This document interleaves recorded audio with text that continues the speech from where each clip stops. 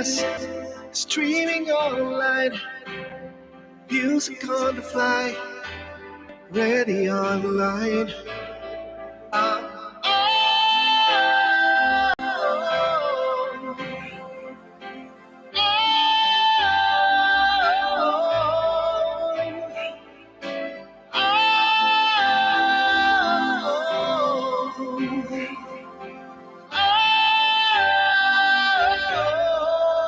Listen to the top songs of great performers now streaming on w.fgs.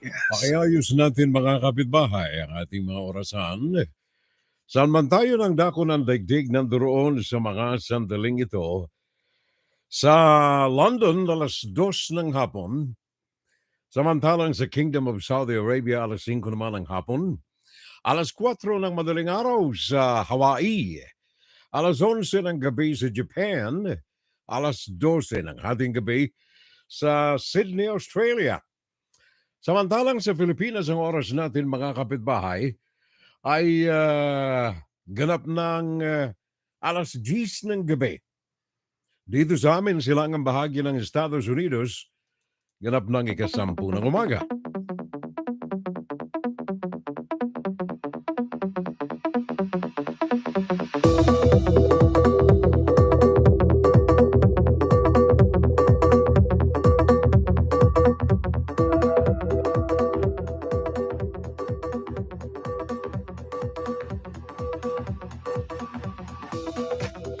Well, kagaya po ng dati mga kapitbahay, nais ko lamang nabatiin kayo ng maligayang araw. Kung kayo po ay mga naandyan sa Estados Unidos, mga naandyan kayo sa Middle East, maligayang umaga, maligayang hapon sa inyo lahat. At sa mga naandyan naman sa Asia, saan man bahagi ng Asia, maligayang gabi sa lahat ng mga kababayan natin. And of course, lahat ng mga kadugo nating mga Pilipino. Well, ang ating pagbati sa kanila, unang-una, God bless you all. Ikalawa, kailangan ay mag-ingat tayo mga kapitbahay. Ang Wuhan coronavirus na andyan pa rin sa ating kapaligiran. Ingat na lamang tayo. Be healthy. Be happy. And then, if possible, be wealthy.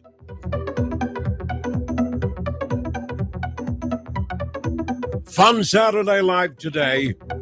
27 ng buwan ng Mayo, last Saturday of May. Kaya hari naman na ipunin na natin lahat ng grasya sa buwan na ito. At isali natin ang mga grasya na yan sa darating na buwan ng Hunyo. Ang inyo pong abang lingkod, Fiorel Salvo po lamang. 59 years. Walang humpay na naglilingkod sa ating mga kadugong mga Pilipino. Saan man tayo ng dako ng daigdig nandoon. From Bicol region to Manila, to the U.S., and then to the world. God bless us all.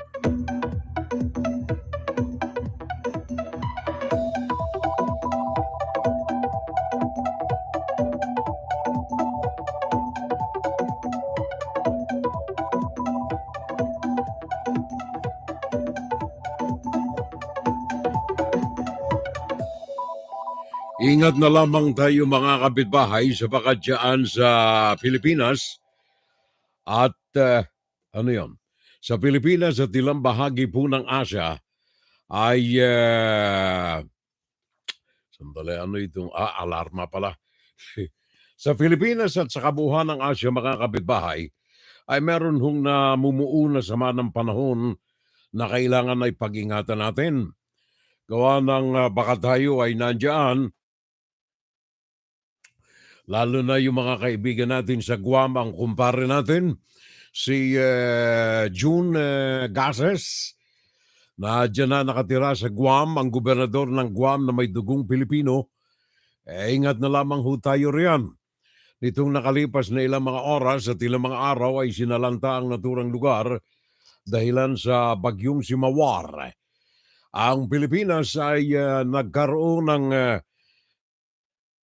mga paghahanda simula pa kahapon at the other day at sa magitan ng iba't ibang sangay ng ating pamahalaan ay inihahanda ang anumang dapyu o kaya hagupit ng bagyong si Mawar ang pangalan nito riyan sabagat ito'y nandiyan na sa loob ng Philippine Area of Responsibility ay si Betty.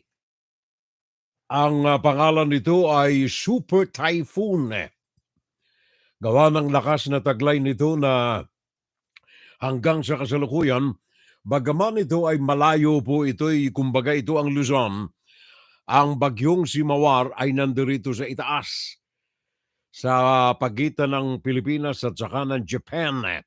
Nasa taas si Mawar at ito inaasahan natin na liliko palayo ng Pilipinas. Bagaman niya ang si Mawar ay binabantayan sa Pilipinas gawa sa lawak. Yung diametro nito, the diameter, meaning to say, galing sa sentro hanggang sa pinakang outer portion ng sakop ng hagupit ng bagyong Mawar, ang diametro nito ay napakalawak. And then ang circumference, yung kapaliburan ng naturang bagyo ay napakalawak din. Kaya pinag-iingat na lamang ang ating mga kababayan. FDS Report! Katunayan, nais nating ipaabot ito, paring Rodmon, ano ha? Nais nating ipaabot ito sa mga kababayan natin dyan sa Pinas at saka kay Noli Delinia. Pare ko, paring Rodmon, paring Nori Delinia, Noli Delinia. Itong si Noli palagay ko nasa Pinas pero si Rodmon ay nandyan sa Murrieta, California. Ngayon, kung tayo may mga kamag-anak dyan sa Apare at sa hilagang bahagi ng Luzon, siguro ay nararapat lamang na pakinggan natin muna itong paalala mismo ng PAGASA, Philippine Atmospheric, Geophysical, and Astronomical Services of the Philippines. Pakinggan natin muna itong kanilang paalala sabagat baka ito'y magkaroon ng kaliwanagan sa mga kababayan natin, especially kung kayo po'y nandyan sa Batanes Islands o kaya nasa Apari sa Cagayan. Paalala mismo galing kay Benson Estarejas ng PAGASA.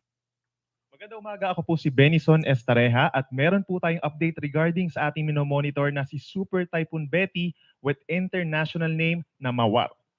Pumasok po ng Philippine Area of Responsibility kaninang alas 2 ng madaling araw itong si Super Typhoon Betty. And as of 3 in the morning ay namataan ito higit 1,300 kilometers po sa silangan ng Central Luzon. So malayo pa rin ito sa ating kalupaan. Kung kahapon po umabot pa ito ng peak intensity na 215 kilometers per hour, sa ngayon po ay bahagyang umhina ito into 195 kilometers per hour na sustained winds at may pagbugso hanggang 240 kilometers per hour. Kumikilos naman ito west-northwest or bahagyang umaangat pakaliwa at bahagyang mabilis 25 kilometers per hour. Ito po yung pinakahuling track ng PAGASA regarding dito kay Super Typhoon Betty. So sa susunod na 2 araw or over the weekend, generally west-northwest yung pagkilos nito at mananatili pa ring malakas as a super typhoon. So between 185 hanggang 195 kilometers per hour yung lakas, pumupunta po sa direksyon ng extreme northern Luzon. Pagsapit naman po ng Lunes hanggang sa Miyerkules, ito yung pinaka-crucial na part dahil kung mapapansin po nila, pinakamalapit ito sa ating kalupaan, particularly dito sa may Batanes and Babuyan Islands, around 250 hanggang 300 kilometers away na lamang mula dun sa kanyang mata. So kapag lumapit itong 500 to 600 kilometers na radius nitong si Betty, dito po sa malaking bahagi ng Northern Luzon, simula po sa Sunday hanggang sa Wednesday, so posibleng makaranas po at mahagip ng malalakas na hangin at malakas na ulan itong malaking bahagi po ng Cagayan Valley, northern portion of Aurora, ito rin pong northern and eastern portions of Cordillera Region, at ang Ilocos Norte and even Ilocos Sur. Inaasahan naman po from Monday to Tuesday, kung mapapansin po nila, magiging mabagal. So crucial din po itong part na to dahil kapag mabagal ang isang bagyo, mas matagal yung epekto ng hangin at ulan dito sa ating mga kababayan sa Northern Luzon. At kasabay niyan, yung southwest monsoon or habagat na siya magdadala po ng maulang panahon dito sa western sides of Luzon, Visayas, and Mindanao ay maaari po magtagal din simula po sa Lunes hanggang sa Miyerkules. Kung mapapansin din po nila sa ating latest track, pagsapit ng Thursday, doon pa lamang lalayo sa ating kalupaan itong si Bagyong Betty. Bahagyang hihina pa ito. No? Kung ito ay typhoon category, pagsapit ng Lunes hanggang Miyerkules, posibleng hihina pa ito. Possible as a severe tropical storm pagsapit po ng Friday hanggang sa makalabas ng ating Philippine Area of Responsibility. So ilang araw pa na mananatili sa ating PAR itong si Bagyong Betty. And based po sa ating latest track, hindi naman inaasang tatama yung sentro ng bagyo sa ating kalupaan. Thank you very much, Benny. Benison Estareja. Pinaalala ko lamang ito, kagaya ng paalala ni Benny, bagaman hindi ito direktong tatama sa lupa diyan sa Pilipinas. Sabi ko na nga kanina, yung Pilipinas, ito yung mapa, ito yung Apare, ito yung Cagayan.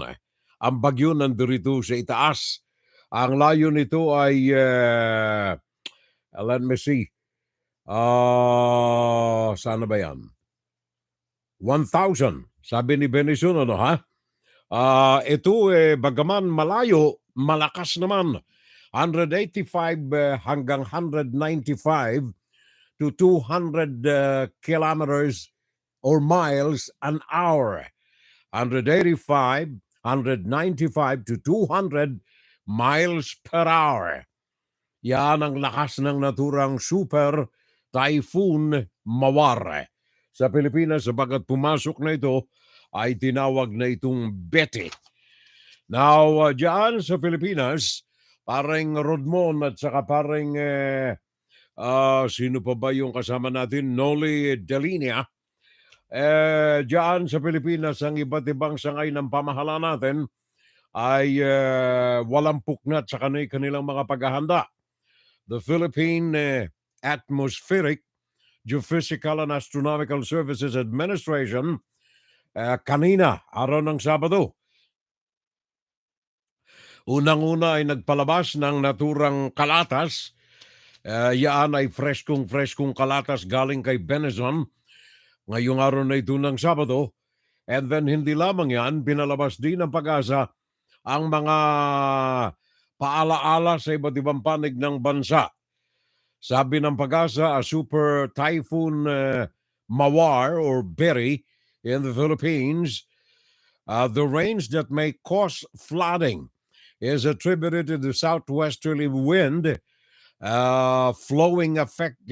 affecting the following regions. Pakinggan ninyong maigi.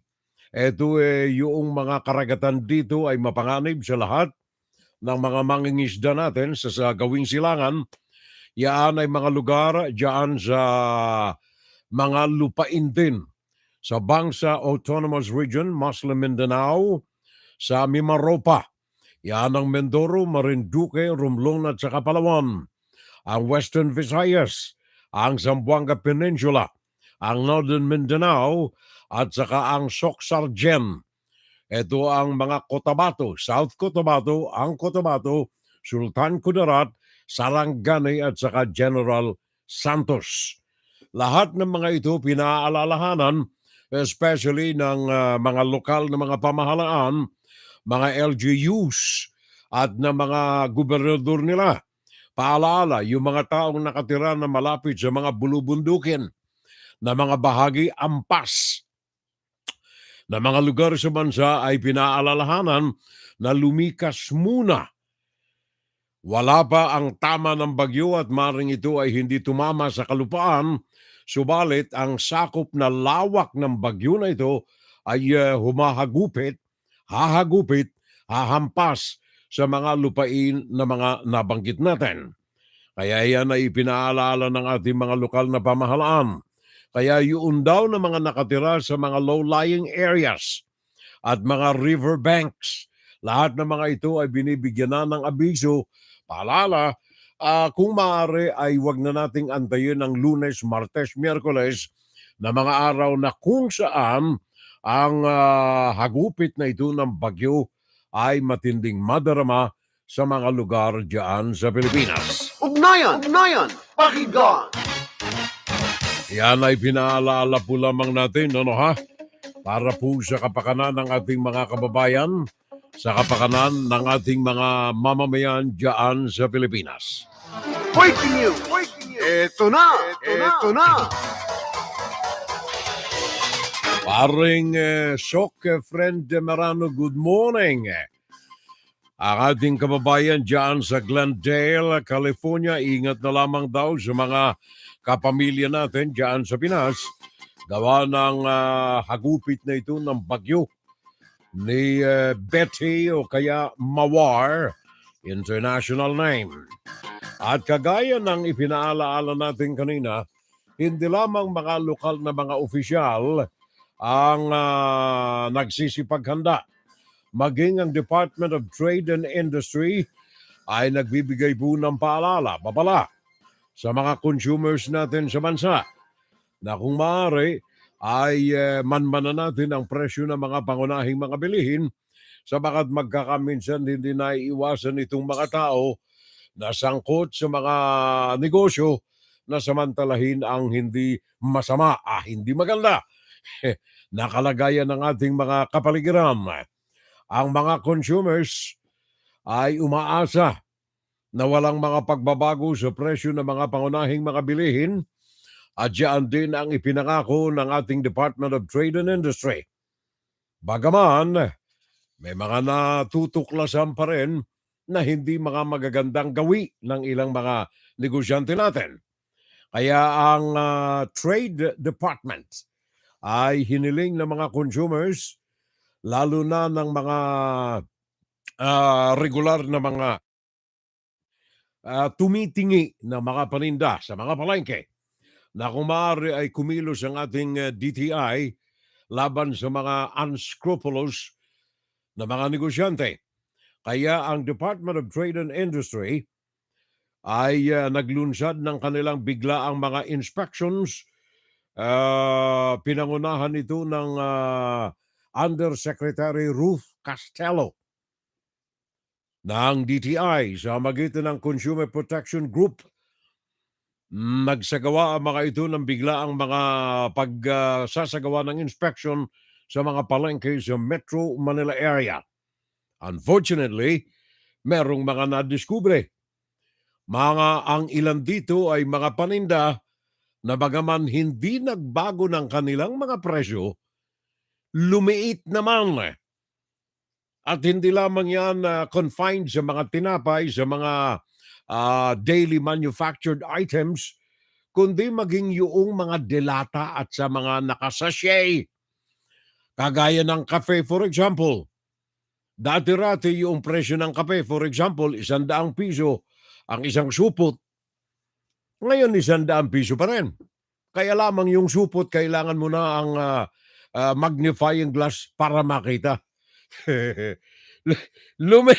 Lumiit pare kong Soka Friend Merano yung mga supot Lumiit yung mga supot, pero yung mga presyo, okay pa naman Maring Evelyn Punzones, yun ang mga nararamdaman at mga nakikita ng mga consumers natin. Maring Evelyn, nasa Pinas ka ba? Itong pare natin si Noli, palagay ko nasa Pinas ito. Yun ang nadiskubre ni Ruth Castello ng Department of Trade and Industry. Bagaman yung mga presyo ay pareho pa rin, yung laki ng supot lumiit. Paring Rex Candido Payas. Yung Rex Candido Payas. Yun ang mga problemang nakita at nasa lubong sa inspection ng ating Undersecretary ng Department of Trade and Industry kasama ang pangkat ng Consumer Protection Group na nagsagawa ng ilang mga inspections. Pakinggan natin itong si Jackie Manabat ng ABS-CBN sabagat meron siyang dala na mga karagdagang pag-uulat tungkol sa bagay na ito. Sa price monitoring na isinagawa ng DTI kanina, karamihan sa mga pangunahing bilihin ay pasok sa suggested retail price tulad ng delata, gatas at kape, noodles, asin at iba pang condiments.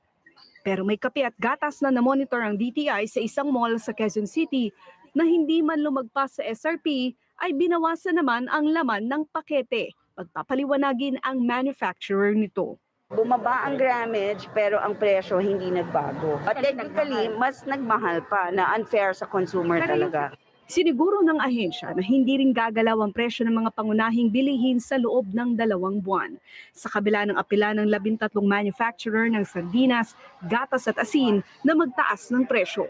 Lalo nang mas malabo yung kanilang request kasi nga meron tayong dadaanan na SR na kalamidad. And then we also don't know anong mangyayari after the storm has passed. Samantala, nakiusap rin ng DTI sa mga consumer na iwasan ang hoarding o sobrang pamimili ng produkto dahil sapat ang supply at handa ang mga manufacturer sa pagdating ng bagyong Betty. Ayon sa ahensya, nagiging taktika kasi ang hoarding ng ilan na may intensyong ibenta ang nabiling mga produkto sa mas mataas na presyo, lalo na tuwing may kalamidad. So hindi natin maiwasan yung mga unscrupulous bibili ng madami bago magkalamidad tapos ibebenta ng mas mahal pagkatapos ng kalamidad. Agad namang magpapatupad ng price freeze sa mga pangunahing bilihin sa mga lugar na mailalagay sa state of calamity. Jackie Manabat, ABS-CBN News. Thank you, Jackie. Maraming salamat. Ha? Well, alam mo kumbagay kawing-kawing kasi ito Parang kadena yan Yung presyo depende sa supply. Yung supply depende sa mga materyales na availability. Yung mga materyales depende sa mga produksyon. Yun ang wala sa Pilipinas. Manufacturing, mga pare ko, mare ko. Gawa ng kagaya ng napag-usapan natin noong mga nakalipas na mga Sabado, ang pamahalaan ay tila walang atensyon sa manufacturing industry sa bansa. Nakasandal sila sa mga importasyon sa baka diyan kumikita ang mga negosyante sa bansa. Sabi ko na nga nung nakalipas na broadcast natin, ito ay fact. Ito'y mga mismong mga tala, dokumentado ng World Bank mismo at ng iba pang mga international trade organizations at ng iba pang mga manufacturing companies sa Europa at saka Amerika. Bakit ang Pilipinas sa kabila ng pag-unlad nito after the Second World War ay naging kulelat ngayon? Sabi ng World Bank, because of political dynasties, in cahoots, nakikipagsabwatan sa mga cronies nila at sa mga oligarchs nila. Ito ang madumi, dirty politicians sa bansa. O, yun ang nangyayari ngayon. Kaya yung mga natitirang mga negosyante sa bansa, para lamang makasunod doon sa price suggested ng DTI, MSRP, liliitan na lang yung laman. Again, ito'y pandaraya sa consumer.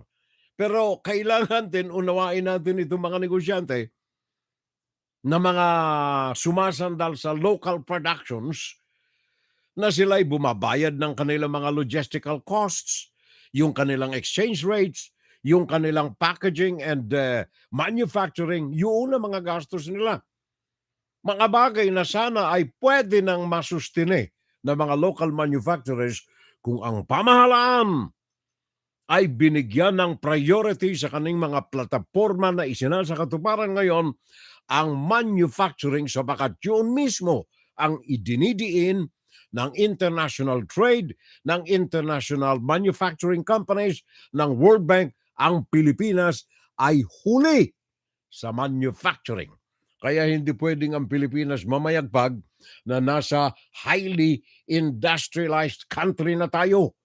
Wala tayo sa level na yan, Atenens. Wala tayo sa level na yan, Atenena. Yung aking kapatid na babae na andyan sa Legazpi. Sabi niya, we are watching Furel. Regards na lamang sa lahat and God bless you at us all, sabi ng aking kapatid. Sabi ko kay Atenens kasi At yun, medyo alam kong nandiyan ka lagi nakikinig, nanonood. Medyo kalabitin mo ako para alam ko talaga na nandiyan pa kayo. Alam mo 'pag hindi na tayo bata, every day is a sensitive day of life sa atin. Hindi ba, Tinens? Rex Candido Payas pare ko, Paring Furel, sabi niya, dito sa Pinas, nasa Pinas ang pare ko ang isang order ng ulam sa karinderiya, dati 30 piso. Ngayon ay 50 at saka 60 na. Pero bakit lumiit na ang serving nila?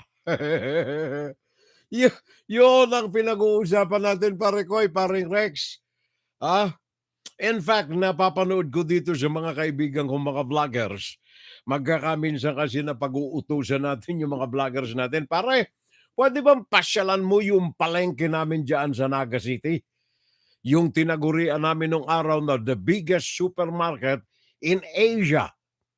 That was 1960s. Nung itayo, constructed yung Naga City supermarket. Oh, the biggest supermarket in Asia yan nung araw Ah, kaya sabi ko sa mga kaibigan natin mga vloggers, baka pwede naman pasyalan, ika nga'y makita ko man lang kahit na sa mga video kung ano mga nangyayari na. And yung sinabi mo, paring Rex Candido Payas, ay nakahihilong katotohanan. Nung araw, yung tapsilog natin malaki, di ba? Yung isang pinggan ng tapsilog, malaki Meron pa tayong unli. Tama ba, Neng? Yung unli, unlimited rice, di ba? Ngayon wala na Wala na pare kong Rex Candido Payas, and you're right. 50 pesos na, 60 pesos, pero lumiit naman yung serving. Tumaas na, lumiit pa. At sabi pa ni Rex, sa Jollibee naman, ang liit ng slice ng mga mga chicken nila. At tumaas na rin ang presyo sa Jollibee. Well, alam mo, pag-uusapan natin yan, pare ko, sa second half. Sa second segment, second hour ng ating Fun Saturday Live, pag-uusapan natin yan. Pag-uusapan natin si Sara Duterte at pag-uusapan natin ang pamahalaan at ang koneksyon ng mga ito sa National Grid Corporation of the Philippines. Pag-uusapan natin yan mamaya.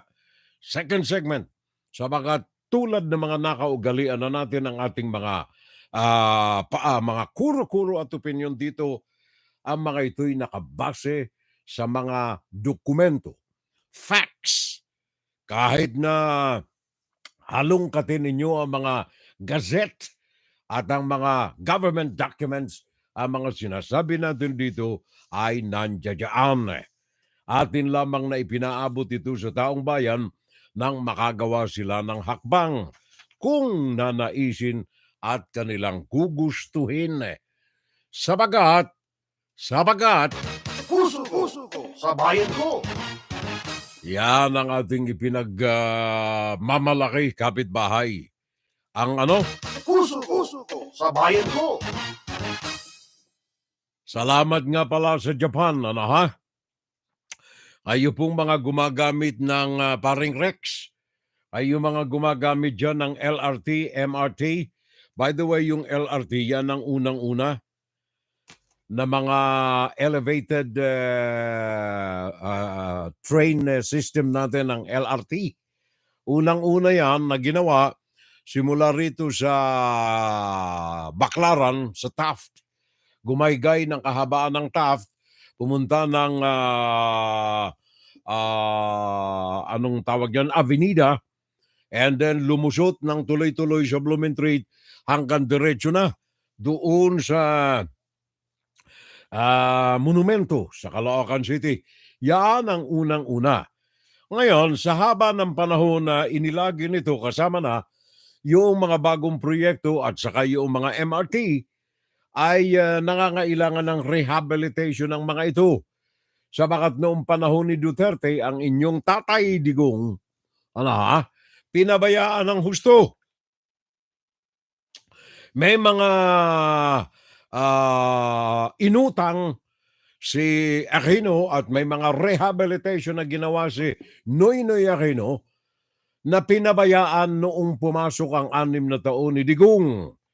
Kaya ang pamahalaang Pilipino ngayon at saka ang pamahalaan ng Japan, kahapon Friday, ay pumirma ng mga kasunduan ng pag-utang, loan agreements ng hanggang 17.5 billion yen. Yan ang Japanese money, equivalent to almost 7 billion pesos, Philippine money. Etong pautang na ito ay tutustos doon sa ikalawang bahagi, second phase, ng rehabilitation ng Metro Rail Transit o kaya ng MRT, lalo na yung Line 3. Ang permahan ay naganap doon sa Tokyo sa magitan ni Kenichi Matsuda, ang charge d'affaires ad interim ng Embassy ng Japan at saka Foreign Secretary Enrique Manalo ng Manila. Ito pong bahagi na ito ng MRT, mga kababayan, rehabilitation ito, pagpapanibagong tatag at tayo at saka lakas, ay bahagi ito ng tuloy-tuloy na maintenance at koneksyon ng common station na kasalukuyang nandiyan na sa LRT, Light Rail Transit, especially yung unit number 1 at saka yung MRT 7. Kasama na ang koneksyon ng subway, yung pailalim. Yung ginagawa ngayon na under, anong tawag niyan, subway, na anong phase na ba ito? Ginagawa sa ilalim. Dalawa yan, isang Makati at saka isang Metro Manila. Kaya yung mga ito ay nasa sa patuloy na paggawa. Ang maganda nito, pakinggan ninyo, si Digong gusto niyang maging probinsya ng China. Remember, di ba? Si Digong gusto niya na maging probinsya ng China ang Pilipinas. Kaya sabi niya, yung utang natin sa China kahit na 3%, okay lang eh. Kaya nga sabi ko, Eto ka na naman. gusto ninyo, gawain na lang ninyo kaming province, dyan, pati nako. Philippine province of China. Kahit mo na. Wala tayong problema. Walang problema. Yun ang akala mo. Pinasip-sip ka ng pinasip-sip ng husto ng China. Anong nakita natin? Sa 29 billion na pangako ng China, wala pang 1 billion lang nakarating sa Pilipinas. Not even 1 billion of 29 billion. Pinakagat ni Xi Jinping si Duterte sa kanyang mga pain na willing naman bukas palad na kinagat nito. Ito pong utang na ito sa Japan, noon pa ito na inirereto ng Japan kay Rodrigo Duterte. Ayaw ni Duterte sapagat ito yung 0.1% lamang. 0.1% as against 3% ng China. Laki 0.1%. At ang maganda pa nito, hindi muna nila pwedeng bayaran ito for the next 10 years. Grace period of 10 years. After ng 10 years, saka lamang magsisimulang magbayad ang Pilipinas sa loob ng 40 taon. 40 years. Ignored. Hindi inintindi ni Duterte yan. Kaya ngayon, yun ang pinasimulan ng kasalukuyang administrasyon, bogus man o hindi, administrasyon ni BBM. Puso ko, sa bayan ko. Yan ang sinasabi ko 2018, nireto na yan ng Japan. Kay Duterte, ayaw ni Duterte. Sabi niya, hindi pwede. Gusto ko yung kaibigan ko sapagkat Malapit sa akin yan. Kaibigan ko yan. Kung buhay lamang si Defensor Ngayon, kung lahat pala tayo honest, why is the Philippines often, or if not all the time, why is the Philippines always ranked as one of the most corrupt countries in the whole world? Nagpapakalinis kayo? Aba, kung malinis pala ang mga opisyalis natin, bakit palagi tayong nililista ng Transparency International as one of the most corrupt countries in the world? Magtitinginan tayo? Sino kaya dito? That is a problem with this country. We're all for honest government, and yet the world condemns us as one of the most corrupt countries in the world. That's why it is difficult to win in any international election, in any international campaign, because the Philippines, among others, has a reputation of being a corrupt country. Isip ng iba, kung corrupt ang kaya na yan, walang matinong lalabas dyan. Walang matinong ibuunga yan. Bigyan nyo ako ng sapang buhay. Panginoon, bigyan mo ako ng sapang buhay. At imbestigahin ko lahat. Isa-isa. Dito sa Senado, sa House of Representatives. Tignan natin. Nakita na ninyo. Nakita na ninyo, sayang si Miriam. Ngayon, ang mga naandyan sa Senado at Kongreso, kung hindi mga political dynasties, mga mandurugas na kakutsaba ng mga cronies, mga mandurugas na kakutsaba ng mga oligarchs, hindi natin nila lahat. May mga natitira pa. Salute sa inyo na mga natitira pang maayos na kaluluwa.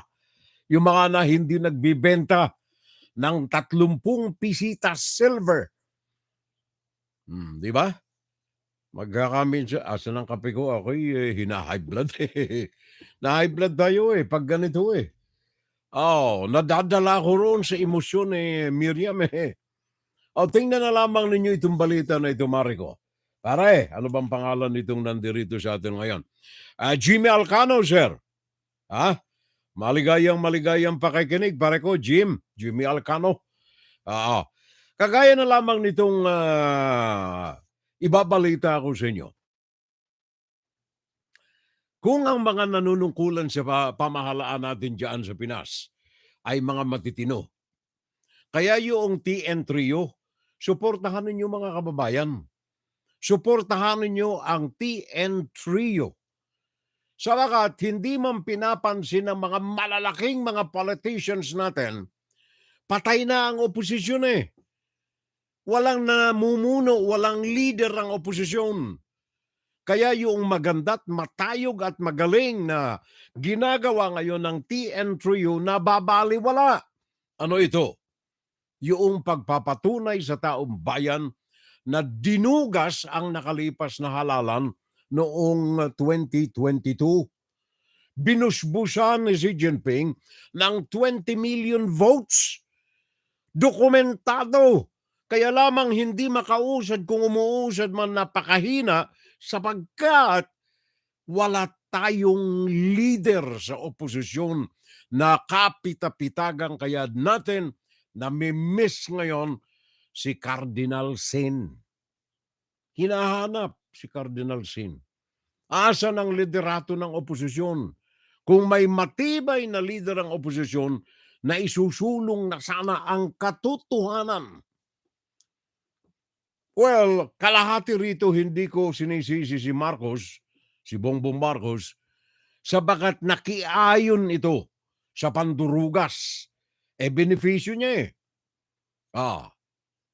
Dinugas yung election, benepisyo na, nanahimik siya. Ang kasalanan ni Marcos ang tanggapin ang 30 pisita, the silver coins, 30 pieces of silver coin na inilatag sa kanyang harapan. Yun ang kanyang kasalanan. Paring Eileen Yumol. Mga magnanakaw daw kasi Sabi ni Eileen Yumol hindi ko masisisi si Eileen. Gawa ng may mga prueba siyang nakakita sa kalsada. Tingnan na lamang ninyo itong nanay na ito, Nanay. 40 anyos na nanay. Diyan ito naganap sa, let me see, Basay, Samar. Basay, Samar. I am not condoning the mother. Hindi ko rin siya maididiin ng husto. Ano ang kaso ng nanay nito? Huwag na natin banggitin ang kanyang pangalan. 40 anyos na nanay. Sinentensyahan ng korte ng Regional Trial Court Branch Number 30 sa Pasay, Samar Province, sinentensyahan na mabilanggo ng 36 na taon hanggang 42 taon sa bilangguan. 40 anyos na ina. Ano ang kasalanan niya? Ibinebenta niya yung kanyang 2 anak, isang, asa na ba yan? Isang 11 taong gulang na anak at saka isang 13 taong gulang na anak na mga babae. Ang mga ito ay ibinebenta niya sa online sex. Online sex. Well, hindi na nahahawakan, pero ito ay krimen. Mantakin mo nanay, 11 years old, 13 years old. Para kumita yung nanay, dolyar ang kita rito, malaki. Ibinebenta niya, pinaguhubot-hubad, at saka performing sex acts on camera, etong 11 years old, 13 years old niya mga anak niya. Diyan ito sa Pasay, Samar Province. Pinadadala sa kanyang bangko yung mga bayad nitong mga predators na ito, usually mga foreigners. Etong mga sex acts na ito ng 13 anyos o 11 taong gulang, napupunta sa mga pornography sites sa internet. Ang iba naman ito, kinukonsumo ng mga predators na ito. Sa iba't ibang mapanig ng daigdig, binabayaran yung nanay ng na 40 anyos na. Naalala ko tuloy si Jesus nung ipinagkanulo siya ni Judas. 30 pieces of silver. Halik ni Judas. Ipinako sa krus ang buong may kapal. Now, itong magulang na ito, 40 anyos, ipapako rin ito. 36 to 42 years sa loob ng bilangguan. Dahilan sa 30 pieces of silver. Masisisi ba natin ang buong-buo itong nanay na ito?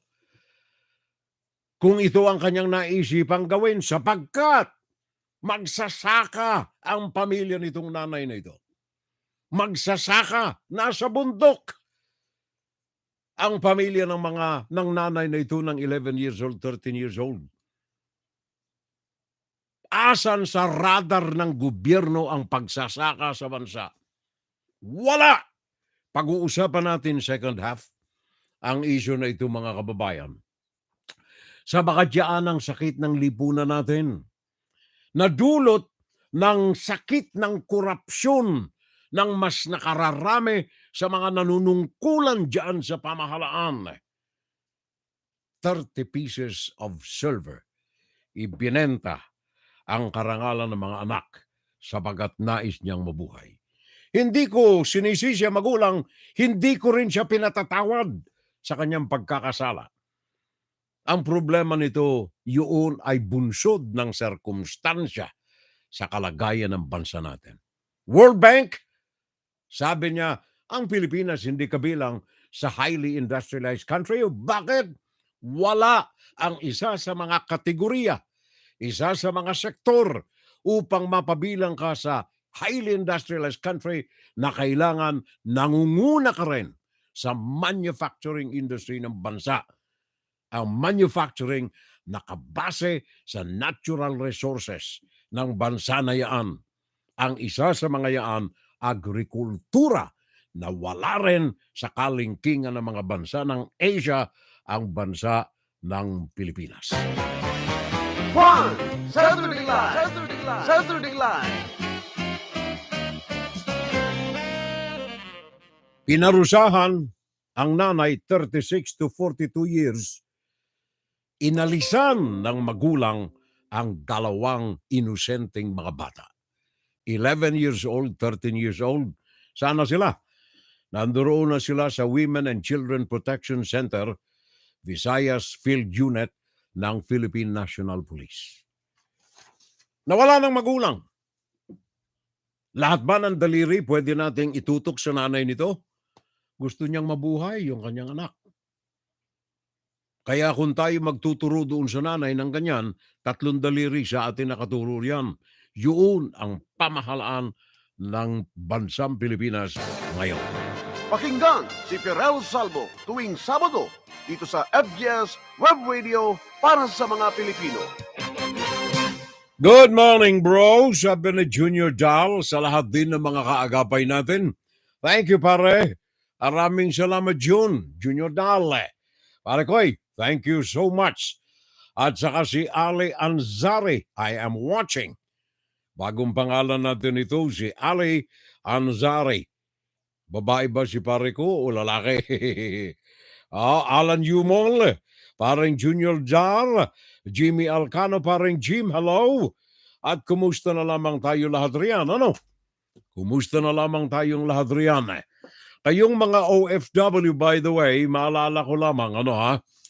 Especially kayong mga hindi na bayaran ng inyong mga salaries, mga sahod, simula noong 2015 at saka 2018, dahilan sa pagkadiskarel, pagkabangkarote ng mga employers ninyo, hantara na inihayag ng ating Department of Labor and Employment sa magitan ng overseas Filipino workers natin, ng Department of Migrant Workers natin, DMW. Kanilang ipinangako na at ito ay opisyal nang inihayag na matatanggap na ninyo kung kailan ay inaayos pa ang proseso ng pamimigay ng inyong mga delayed salaries which were supposed to be given to you for jobs well done in 2015 hanggang 2016. Kaya ayon dito kay Ople, kay Mrs. Ople, ay matatanggap na ninyo kung kailan ito'y sa lalong madaling panahon. Hindi pa maliwanag kung kailan sa lalong madaling panahon. Rafi Tima, pakitulungan mo kami rito at hindi natin alam itong detalye nitong balita. 8 taon nang hinihintay ng mahigit 10,000 OFW na nagtrabaho sa Saudi Arabia ang kanilang delayed na sahod at benepisyo. Pero sabi ng Department of Migrant Workers, tiyak na raw na makukuha yan matapos ang kanilang pulong sa Saudi Arabia.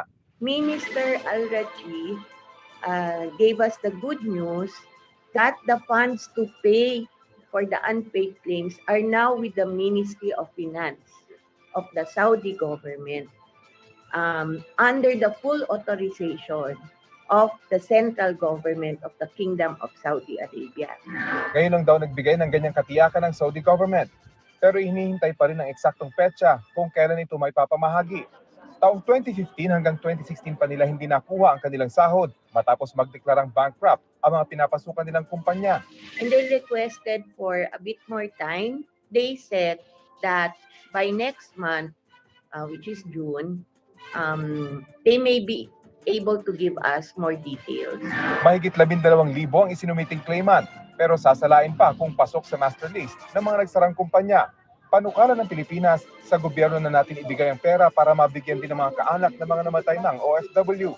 Maaring mas mabilis sa Pilipinas ma-determine kung sino yung rightful beneficiary or heir, no?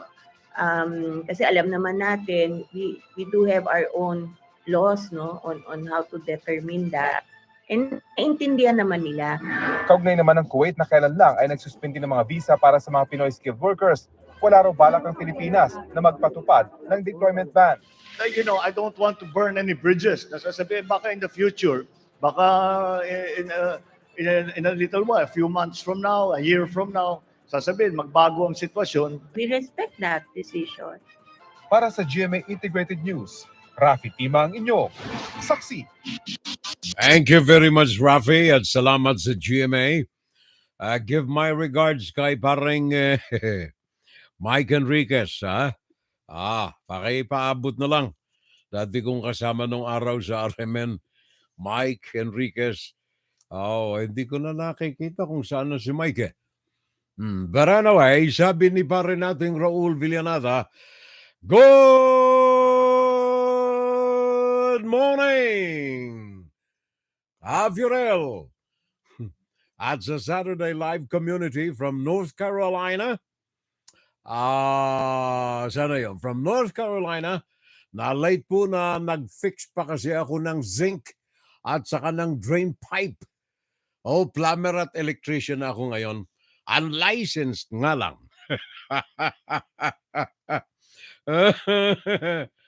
Ganyan ang trabaho natin, pare ko. Mabuti ka mga, mabuti pa itong pare natin, Raul. At least meron siyang handyman instinct. Meron din tayo niyan, kaya lang yung katawan natin sabi, oops, huwag kang babaluktot sa ilalim ng cabinet ng sink. Baka malintikan ka naman ni Zayatek. Kaya yun, pare ko, good for you. Parang Raul Villanada. Lakasan mo na lang, pare, ang audio. You don't need to look at my face. Hindi na, wag mo na akong titigan. Pakinggan mo na lamang ang sinasabi natin sabagat ito ang mas mahalaga. In fact, I urge our community na i-share ang ating programa, especially yung second half, sabagat punong-puno ito ng mga insights, views, opinion, na hindi po opinion na wardi-wardi. Lahat po ng mga ito ay nakabase sa mga dokumento, sa mga gazettes, sa mga releases, at iba pa, government papers. Ito po ay ang ating pamamaraan, the way how to deal with serious subjects. Ipinangangalandakan natin yan sabagat yan ay pinaghihirapan po natin. Maipaabot lamang sa inyo taong bayan para naman yung mga pipi, mga bulag at saka mga bingi ay magising sa katotohanan. Kaya I urge you, kung maaari, pakishare sa ating mga kaibigan riyang kapitbahay. Kahit na kagalit ninyo, ipaabot ninyo sa kanila. Baka sa awa ng Diyos ay maiklik nila yung watch para mapanood tayo. Di ba parang Jundi? Viva Jesus, pare ko. Alam mo naman na hindi kumpleto ang araw ko kapag alaka Kaya ngayon, na nakikita ko na ito, ayos na. Sabi niya, we are now here at Pansol, Laguna. Wala ka nang ginawa kundi maglamyerda, pare ko. Nung isang araw, nandurong ka sa Nueva Ecija. Naglamyerda ka na ng kapista-pistahan ron. Ngayon naman, nasa Pansol, Laguna.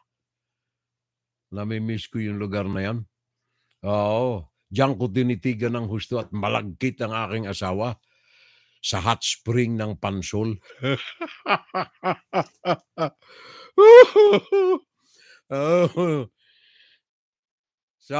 Sabi ni Jundi, this is in consonance with the birthdays of my cousin, Mary Valencia Gumela, may bilas sa pinsan na si Greg, at may bilas sa pinsan na si June. Kindly greet them and please, thank you. Pare ko, ayos na, nabanggit na natin.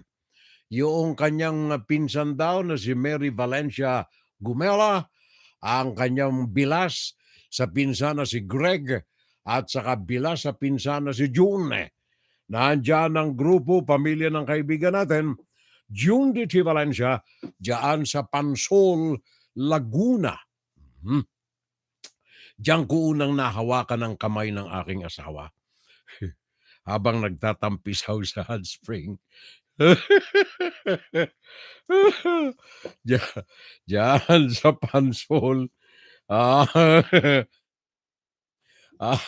Hindi ito posas, hindi posas. Kagaya nitong mga abogado sa pinaghihinalaang pumatay ay degamo. Sabi ng mga testigo, binabawi namin yung mga sinabi namin noon. Kasi yung mga pulis, yung PNP, binugbog kami. Pinusasa kami, binugbog kami, tinadyakan kami, sinipa kami, kinuryente kami, tinorture talaga kami. Kaya inamin na lang namin, kami ang pumatay kay Digamo. Ngayon, sabi ng mga abogado, bawiin natin yung mga yan, Kasi may instruction sa akin bawiin natin yung mga yan para humina ang kanilang mga kaso. Kaya yung 5 na nauna ng mga nagpahayag ng kanilang mga sinumpaan na mga pahayag months and weeks ago, ngayon binabawi na. Pang-5 na ito eh. Yung council ni Joven Javier, si Danny Villanueva. Ito ang ikalimang pinaghihinalaan, Joven Javier. Sabi niya, binabawi niya rin ang kanyang statement doon sa pagpatay kay Digamo. Sabi ni Danny Villanueva, ang abogado, sabi niya ang kanyang kliyente ay binabawi ang testimonya na kanilang ginawa at pinaghanda noong Marso 5, 2023 sa Negros Oriental sa harapan ng mga opisyal ng pulisya na nagsasagawa ng investigasyon na umaamin sa pagpatay kay Digamo. Sabi ni Dan Villanueva, abogado, bawi na, wala na. Wala nang saysayaan. Sa mga Diyon ay idinaan sa torture. Kinoryente, sinapak, sinapul, sinuntok, tinadyakan, sinakal, etc. Hindi pwede. Inadmissible sa court. Di ba, parang Jundi? Ganon eh. Inaasahan na natin ito eh. Tayong mga may matitinong mga kaisipan and thinking outside the box. Sabi nga, inaasahan na natin ito eh. Anong silbi ng ibinabayad dito sa mga abogado kung hindi sila mag-iisip ng bagay na ikaliligtas ng kanilang mga kliyente? Di ba pare? Chino Gaston? GMA News. Isa pang sospek sa pagpatay kay Negros Oriental Governor Roel Digamo, binawi ang ganyang salaysay. Si Joven Javier na ang pang-5 sospek na binawi ang naunang pag-amin ng pagpatay. Iginiit niya sa bagong affidavit na nanakit at nanakot daw ang mga sundalo at pulis sa Negros Oriental at NBI sa Maynila upang pirmahan niya ang unang salaysay. Naghain din siya ng writ of habeas corpus upang alisin siya sa kustudiya ng NBI dahil sa banta ng kanyang buhay. Ayon naman sa Department of Justice, wala pa silang nakukuhang kopya ng recantation ni Javier. Kailangan daw nila ang kopya ng pagbawi ni Javier at matiyak na bumaligtad ito. Sagot naman ito sa petition for habeas corpus, nakakulong si Javier dahil may kinakaharap siyang kaso sa korte. Hinihingan pa rin namin ng panig ang AFP, PNP at NBI. Para sa GMA Integrated News, Chino Gaston ang inyong saksi. Thank you, Chino. Yung mga nauna na rito ay sina Osmundo Rivero, Rogelio Antipolo, Romel Pataguan, at saka Daniel Lora. Ang mga ito ay mga naunang mga nagpahayag ng kanilang partisipasyon sa pagpatay kay Governor Digamo. Ngayon, isa-isa na. Sabi nga ng mga prosecution, ang mga ito'y inaasahan na nila. Sabagat ito sigurado, yan ang magiging mga panukalan ng mga abogado sa pakikipagpulong dito kay Arnie Teves, ang tinaguri ang mastermind sa maraming mga pagpatay, hindi lamang kay Digamo kundi sa iba pa diyan sa Negros. Sabi naman ni Justice Secretary Crispin Remulla, si Miranda ang director at casting director ng Digamo killing at si Representative Teves naman ang executive producer o kaya mismong producer ng drama Sarsuela na nagaganap ngayon sa kaso ni Digamo. Naalala ko tuloy itong anong tawag niyan? Si President Duterte. Mga pulis ko yan eh. Mga sundalo ko yan eh. Binubusbusan ko yan ng pera. Naalala ko na naman yung mga kawatan ng mga pulis eh. Kagaya nitong pulis dyan sa Daraga. Daraga Albay.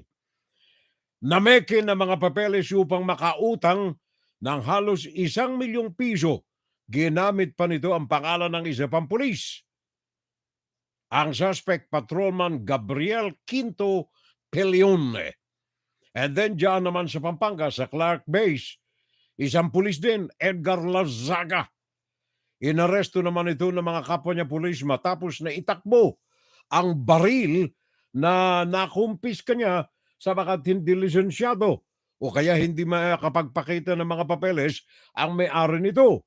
Dapat yung baril na yan ay nasa kustudiya ng arresting o ng investigador na police, subject to return pagkatapos na makapagpakita ang may-ari nito ng mga updated na mga dokumento, mga lisensya, at saka mga permits na magdala ng armas ang naturang may-ari ng baril. Sa madalit sabi, ninakaw ng pulis yung baril. Emil Matapos Sumangil. ang nirecycle na droga at nirecycle na coaching ebidensya, pati ba namang baril na isinuko sa pulisya, itinatakas din. Ang isang pulis naman, inaresto matapos daw mameke para makautang ng halos 1 milyong piso. Narito ang aking eksklusibong pagtutok. Pagkuha ng pera sa isang money remittance center sa Daraga, Albay, dinampot ng mga pulis ang kanilang kabarong si Patrolman Gabriel Quinto Filion.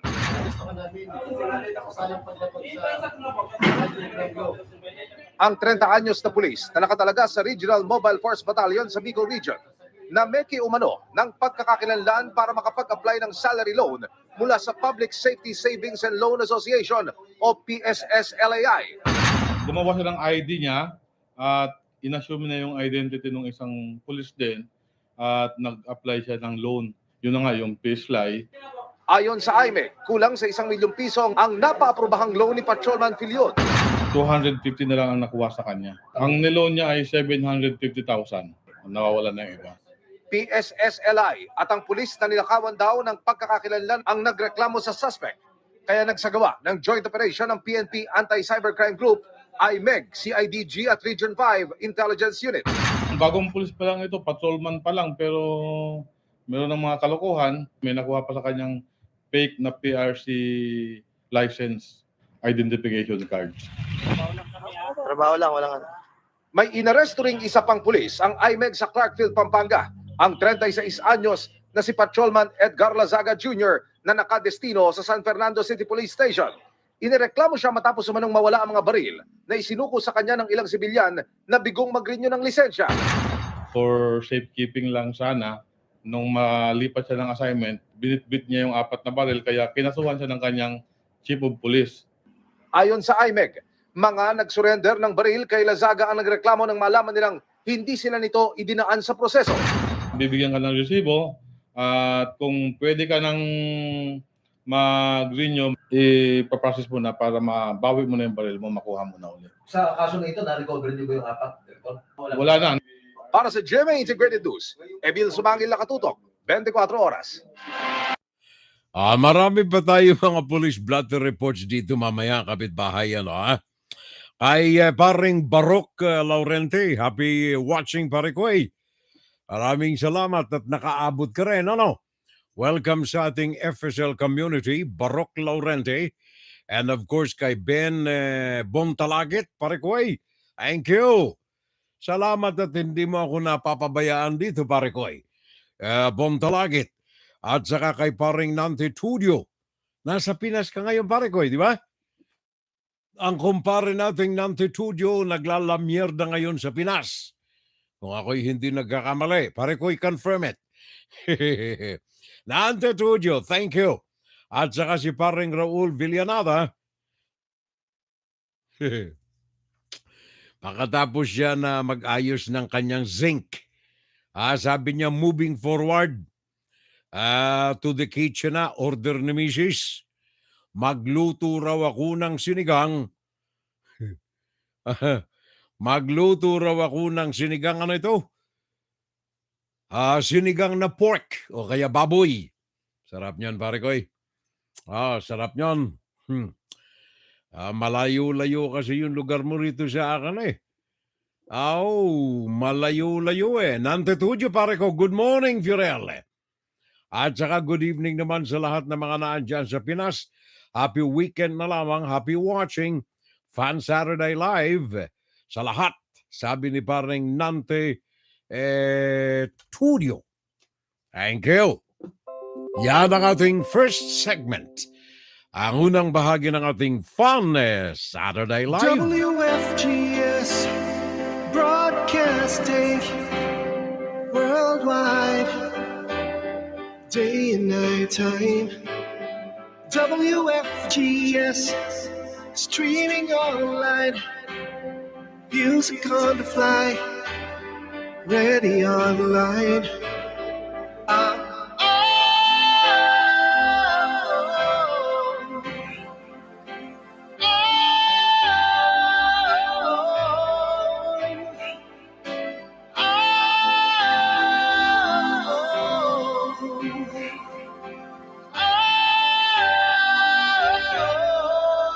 Listen to the top songs of great performers now streaming on W.FGS. Oras natin mga kapitbahay, 5 minuto makalipas ang ganap na 11 ng gabi. Philippine Standard Time, 5 minutes after 11 o'clock in the morning. Eastern Standard Time, USA, 3:05, London, 6:05, Kingdom of Saudi Arabia, 5:05 in the morning, Hawaii. And of course, alas 12:05 ng hating gabi, Japan. Kilala ninyo si Janela Salvador? Janela Salvador, ano? Na-print ko ito ng black and white. Sayang, yung colored sana. Yan, nakita ninyo yung ganda niya, di ba? Janela Salvador. Maganda. Sexy. Siya ang superstar ng Darna. Nanonood ba kayo ng Darna?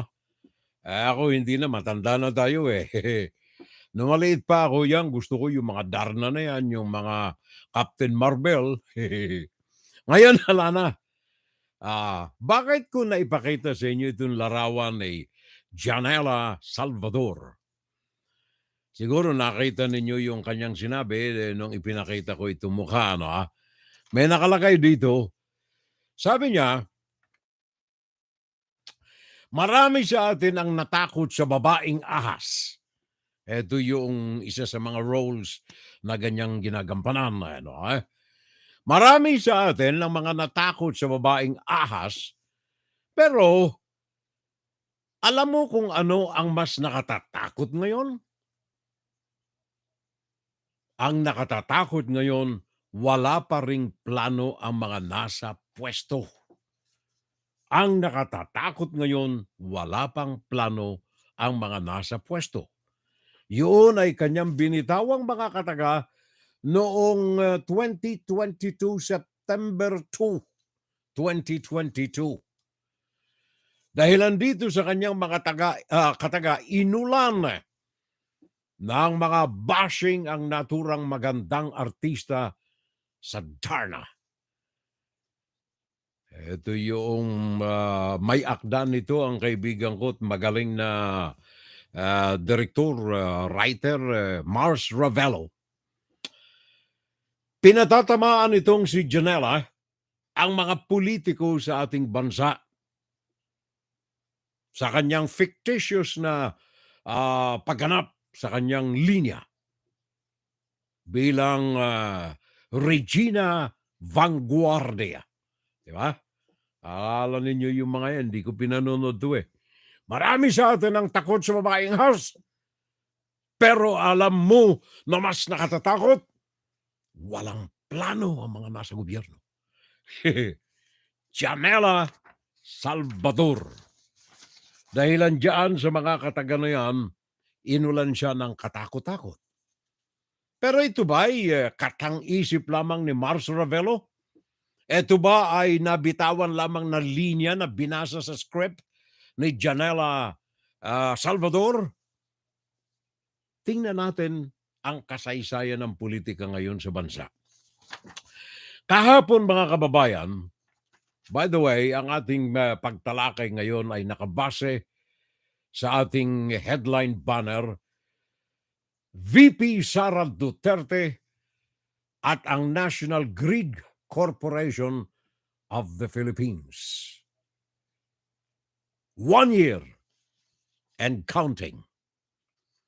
Kahapon, Friday, si Education Secretary at concurrent Vice President ng bansa, Sara Duterte, ay nagpahayag na meron siyang set ng 7 mga focus area 7 sets of focus area in the Department of Education and Culture. Sabi niya, I am unveiling it today. Inihahayag ko ngayong araw na ito bilang pinuno, kinatawan sekretaryo ng Department of Education and Culture. Ito ay upang mapunuan ang pangangailangan ng administrasyon ni Ferdinand Marcos Jr. sa kanyang talumpati sa harapan ng Partners Convergence Meeting na sa National Museum of Natural History sa Manila noong Huwebes. Sabi niya, 7 ang aking mga isinasa katuparan ngayon na areas focused by this administration. Finance, pakinggan ninyong maigi ha?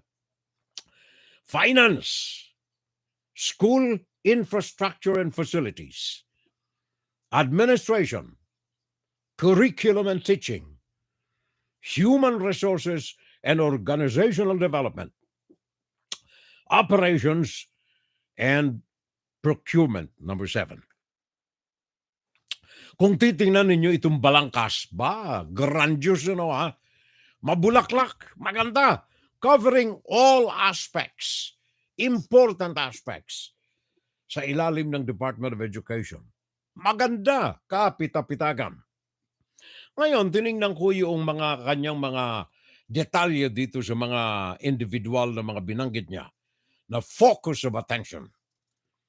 Sa finance, sabi niya rito, Duterte said, her team's priority includes capacity building on employees' loan management system and financial literacy programs for DepEd personnel and students.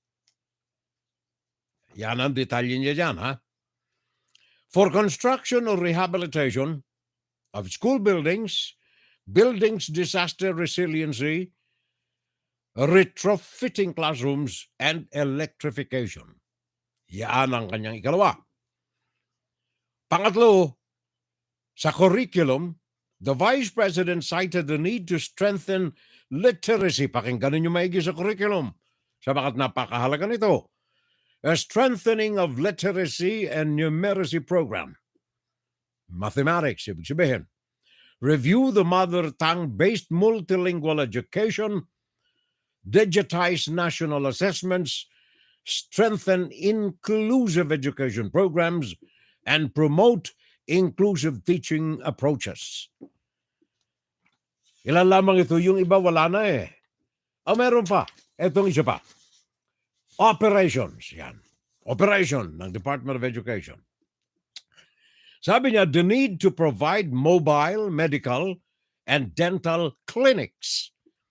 Enhance the school-based feeding program. Learner rights and protection mechanisms. Mental health program. Learner and youth program development. And the farm-to-table nutrition program. Sa iba, wala eh. Bali, wala eh. Kumbaga, ang mga ito puro lamang mga platika, puro obladi-oblada. Maganda sa papel, sa implementasyon wala. Wala eh. Now, isa-isahin natin mga kababayan. Isa-isahin natin itong punto ng 7. Sabi rito sinabi niya, finance, Finance ng mga teachers. Tiningnan ko itong mga financial statements ng mga teachers, mga kababayan. Nais ko lamang ipaabot sa inyo.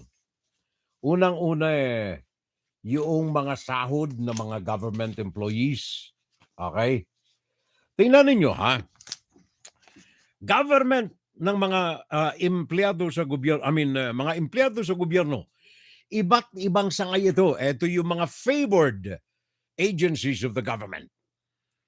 Typical example nito, halos pare-pareho sila. Yung mga nandyan sa Department of Finance, mga nasa Bangko Sentral, mga nasa police, yung mga nasa government corporations, mga Philippine National Bank na yan, mga GSIS na yan, government corporation, iisa lamang ang pattern na nakita ko sa pananaliksik ko sa 3 buwang nakalipas na ginawa nating pananaliksik sa salary grading. Ito yung balangkas. Magkakano ang dapat ibinibigay sa mga guro, sa mga empleyado ng gobyerno. Pakinggan ninyo ito. Ito'y typical example. Meaning to say, this is true to almost every government agencies favored by the national leadership. Example, Presidential Communications Office. Mismong sa tanggapan ng presidente ito. Bakit ko nabanggit ito? Sabagat ito ang typical na struktura, typical structure ng mga iba't ibang sangay ng gobyerno. Iba't ibang sangay ng gobyerno, liban sa struktura ng edukasyon sa bansa. Pakinggan niyo ito. Presidential Communications Office. Executive level. Merong isang sekretaryo. Salary grade number 31. Okay? Salary grade number 31. Saan ba yung salary grade natin dito?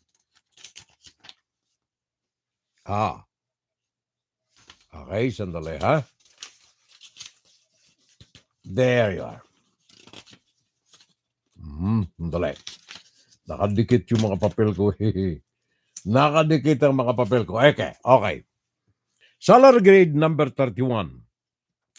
Ang sahod ng sekretaryo sa Presidential Communications Office, si Garafil, ang namumuno riyan ngayon, isa, 318,804. Isang buwan. Yan, hindi pa kasama riyan yung mga iba't ibang mga allowances. Basic grade salary lamang ito.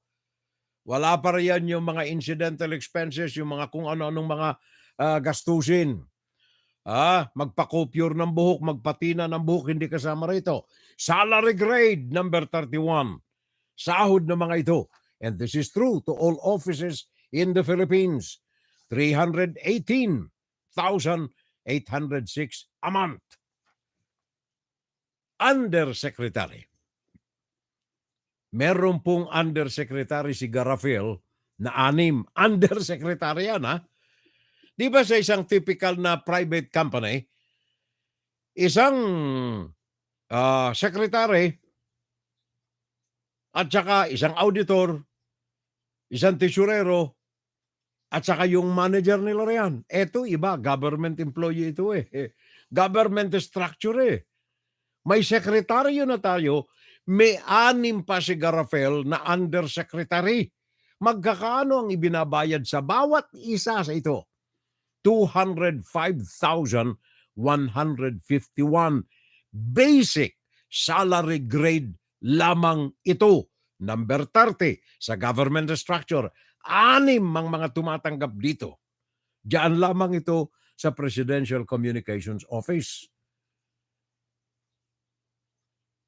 Yan ay pare-pareho sa iba't ibang mga high-level offices, Central Bank, Bank of the Philippines, agencies, Department of Health, at kung ano-ano pa. Pare-pareho. 6. Kung hindi man 6, nagkakaiba-iba sila sa bilang, pero marami silang mga undersecretaries. Hindi lamang dyan natapos. Meron pang assistant secretary. May undersecretary na, may assistant secretary pa. Grade number 29 ito. Ilan ang assistant secretary ni Cheloy Garafel? 16. So sa kanyang mga sekretaryos lamang, 6 plus 16, 22. Department of Presidential Communications Office. Ang mga sahod nitong mga undersecretary, assistant secretary, 181,550. assistant secretary. Sa ilalim pa nito, ito meron na tayong 22 na mga secretaries Hindi pa kasama riyan ng pinakang sekretaryo mismo. Mga under the table secretaries ito, 22. Liban pa rito, direktor ng iba't ibang sangay, 23. Sa opisina lang yan ng Presidential Communications Office, 23 na direktor. Salary, 181,000 a month. A month. So, 23 plus 22, 45 ang high-level officials ng Presidential Communications Office. Tandaan ninyo, halimbawa lang ito. Lahat ng mga favored offices ng presidente, pare-pareho yan. Salary grade 31, pinakamataas, hanggang salary grade 29. Ngayon, ano naman ang connection nito sa Department of Education? Sabi ko na nga, pare-pareho huyaan Hindi lamang itong mga salary grade 31 to 29 dyan sa Department of Education, meron pa tayong intelligence fund. 650 million intelligence fund sa Department of Education sapagkat yaan ay sa ilalim ni Sara Duterte, sa ilalim ng ng Vice Presidential Office. Department of Education lamang ang pinag-uusapan natin rito. 650,000. Ano ang salary grade ng mga teachers, mga kababayan? Ito ang pinakang importante rito Salary grade ng mga teachers. Salary grade 1 teachers. Ang sahod nito, tandaan ninyo huwag ninyong kaligtaan yung 45 mga secretaries sa ilalim ng Presidential Communications Office, which is almost identical with all other offices and agencies of the national government. 318,000, 205,000 undersecretary, 181,000 to 500 assistant secretaries, 45 sila lahat, Department of Education included. Now, yan yung mga executives. Nagtatampisaw sa pera. Tingnan natin yung mga teachers natin. Yung mga nasa probinsya, most especially yun sa barangay. Gagastos ka na ng pan-tricycle mo. Gagastos ka na ng mga gamit mo sa pagtuturo. Eksperyensya ng asawa ko yan nung siya nasa public school Gagastos ako ng gasolina, maihatid lamang siya. Gastos siya ng mga tools sa pagtuturo, buhat sa bulsa. Pagkaano ang sahod ng mga teachers, mga kababayan? Today! Ngayon, now, sa ilalim ni Sara Duterte. Teacher salary, 2023. Ngayon 1 year nang nanunungkulan si Sara. 12,517. 12,000 Hindi yan 212,000. 12,517 salary grade number 1. Mga teachers. 12,517. Mantakin mo yan. Assistant Secretary, 181,000. Undersecretary, 205,000. Secretary, 318,000 a month. Teachers, 12,517. a month. Magkakaano yan sa dolyar? Sa 55 pesos a dollar, that's only $229 a month. $229 a month. 12,517 pesos a month. Hati-hatiin mo yan sa 30 araw, mga kababayan. Hati-hatiin mo sa 30 araw. Ang kinsena, tumatanggap lang siya ng 6,000 sa isang kinsena. Eto, by the way, eto wala pang kaltas to, Hindi pa inalis dyan yung kanyang GSIS. Hindi pa inalis dyan yung kanyang mga kung ano-anong mga government taxes. Wala pa. 12,517 a month. Pinakang mataas sa mga teachers grade level 3 is only 29,798. 29,000. Palagay muna nating 30,000. The highest paid teacher sa gobyerno. Salary grade number 3, 30,000. Sa madalit sabi, 1,000 sa isang araw ang kinikita lamang ng teacher na ito. Gross pa yan. Hindi pa nababawas dyan yung mga deductibles ng teacher. Kasalanan ba ni Duterte? Na minana niya lamang ito? Well, balikan natin ang kasaysayan. Ang edukasyon sa bansa, mga kababayan, 3 ang lebelo po nito. Huwag ninyong ipagkakamali yung higher level. Ang may hawak na po niyan ay yung Commission on Higher Education. Yan yung mga nasa college. Hindi na ho yan sakop, bagamang kasama sila sa komitiba, pero hindi na sakop yan ng Secretary of Education. Ang college ay Commission on Higher Education. Siya ang overseer ng instructions ng colleges, universities, etc. Secretary of Education nasa elementary, Department of Education yan, DepEd. And then may isa pang division sa mga vocational courses naman.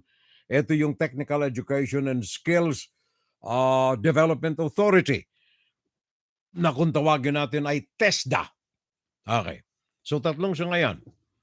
Sa ilalim yan ng tanggapan ng presidente, yung 3 na yan. Now, dito tayo sa elementary, sapagat dyan tayo humuhubog ng edukasyon. Si Duterte ay nanumpa noong May 13, 2022. Ayan ang official appointment ni Sara Duterte bilang Secretary of Education. Mayo 13, 2022. Ngayon ay 1 taon at saka, anong petsa ba ngayon? 27. 1 taon at 13 araw na nanunungkulan siya bilang Secretary of Education. Nung siya i-appoint, yung ACT, Alliance of Concerned Teachers, na mga guro, ay nagreklamo. Nagreklamo sila, official na ipinaabot nila sa tanggapan ng presidente ang kanilang pagsalungat sa appointment ni Sara Duterte, which is very logical. Anong alam ng isang abogada sa pagpapatakbo ng edukasyon ng bansa? Ano ang sabi ng Alliance of Concerned Teachers? It denounces the plan of President Marcos to appoint Sara Duterte as next Secretary of Education. Why? Because the vision of this lady does not address the current crisis besetting the sector, the education sector. Sabi pa ng ACT, leadership that recognizes the learning crisis, the desperate quality of education, the chronically underpaid status of teachers, and the degeneration of the country's sense of history and grasp of truth. Pakinggan ninyo ito, 4 na punto ito na itinaas ng Alliance of Concerned Teachers. Isang taon na. Noong Webes, nagpahayag ng 7 punto ng programa si Duterte. Too late the hero, Marico. Isang taon na, saka ka lang maghahayag ng ganito. Hindi lamang yan, very broad. At kung chachap-chapin mo yung 7 puntos na yan ng focus, wala roon ang mga kakailanganing pagbabago sa Department of Education. Kagaya nga ng sinabi nitong act. Ano ang sinabi ng act? Which is very, very realistic. Pakinggan ninyo.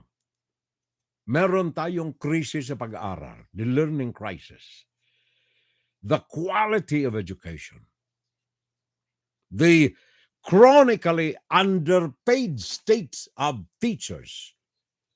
Nabanggit ko na sa inyo. Salary grade ng mga teachers, hindi ba nakakadismaya? Yung assistant secretary, 181,000. Yung mga teachers natin, 12,500. Gross pa yan. Kaya yung chronically underpaid status of teachers, eto mga priorities dapat ito. Kung ang nanunungkulan dyan sa Department of Education ay teacher, who is supposed to be the one leading this department in the government, dapat yung seasoned, dapat yung doon na tinubuan ng puting buhok sa pagtuturo. Sila ang dapat mamuno sa kawan na ito ng mga teachers sabagat sila ang may puso, may damdamin, nakakaalam, dekada ng pakikipagsalamuha sa mga guro at sa mga mag-aaral. The generation of the sense of history and grasp of truth. Ano ang mga bulong-bulungan ngayon sa paligid? Merong mga ginagawa ngayon na mga pagbura sa tunay na kasaysayan ng bansa, especially during the 20 years of Marcos regime. Sabi ng si Duterte, walang recognition ng mga problema na ito. Walang alam sa mga problema na ito. Lalo lamang itong nagpapalala sa kalagayan ng edukasyon dahilan sa kanyang kawalan ng kaalaman, grasp of the realities of education in the country.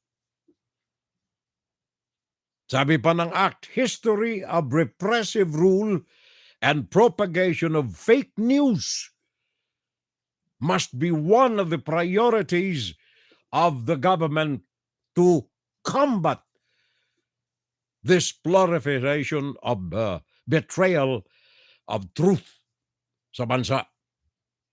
Sinasamahan ko itong mga sinabi ng act sabagat yun ang totoo The fact na itong mga miyembro nito sa kabila ng pagbabansag ni Sara, itong masakit pa rito Noong isang araw lamang sabi ni Duterte, itong mga miyembro ng ACT ay mga komunista, red tagging. Instead na harapin mo yung katotohanan, granting for the sake of argument na may mga miyembro rito, may mga elemento rito na mga komunista sa Alliance of Concerned Teachers. Granting for the sake of argument. Pero wag na yan ang ating tingnan. Ang tingnan natin, ang issue na kanilang pinalabas. Kailangan natin sa Department of Education ang isang leader na kumikilala ng krisis sa edukasyon. Ang desperadong kalidad ng edukasyon. Ang cancer. Ang linta na sumisipsip ng dugo sa mga guro sa kababaan ng mga sahod nito at ang pagbulusok ng sense o kaya pananaw at pagpapahalaga sa kasaysayan ng ating bansa. Ang pagtangkilik sa katotohanan. Yun ang mga issues na nilabas ng ACT. Para sa akin ay mga balido yan sabagat hindi lamang sila ang may sabi niyan, kundi maging ang mga international organizations, think tanks, mga samahan, maging sa larangan ng komersyo.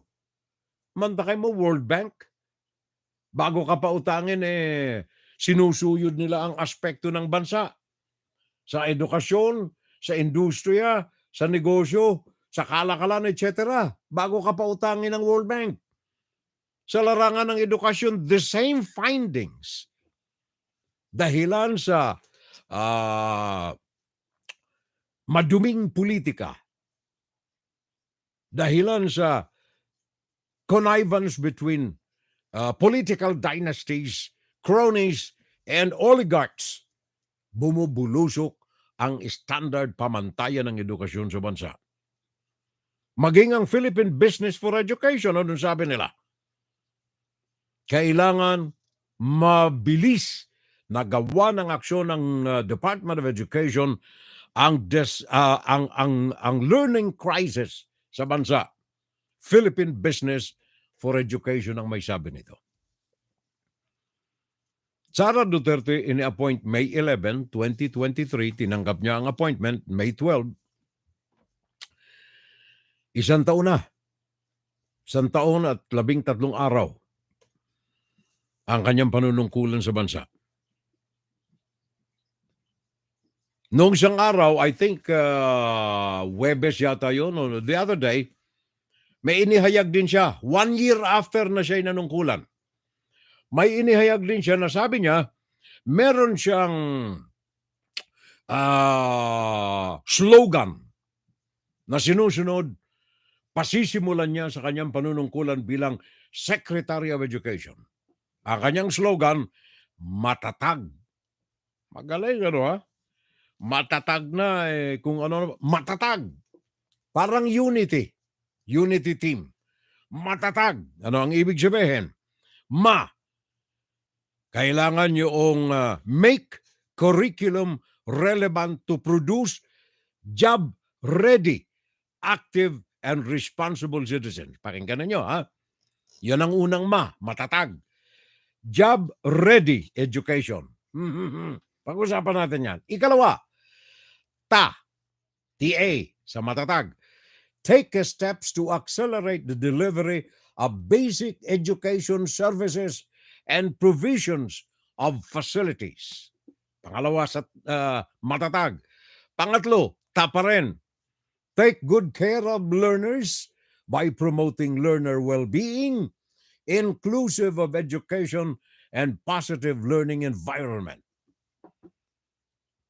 Panghuli, G, give support for teachers to teach better. Isang taon na, ha? Isang taon. Saka siya naglagay ng matatag. Baka naman ito sa matatag sa Tondo. Matatag, Tondo, Manila. Matatag. Ano yung una? Produce job ready. Job ready. Ha? Job ready. Naalala ninyo? Sabi niya job ready.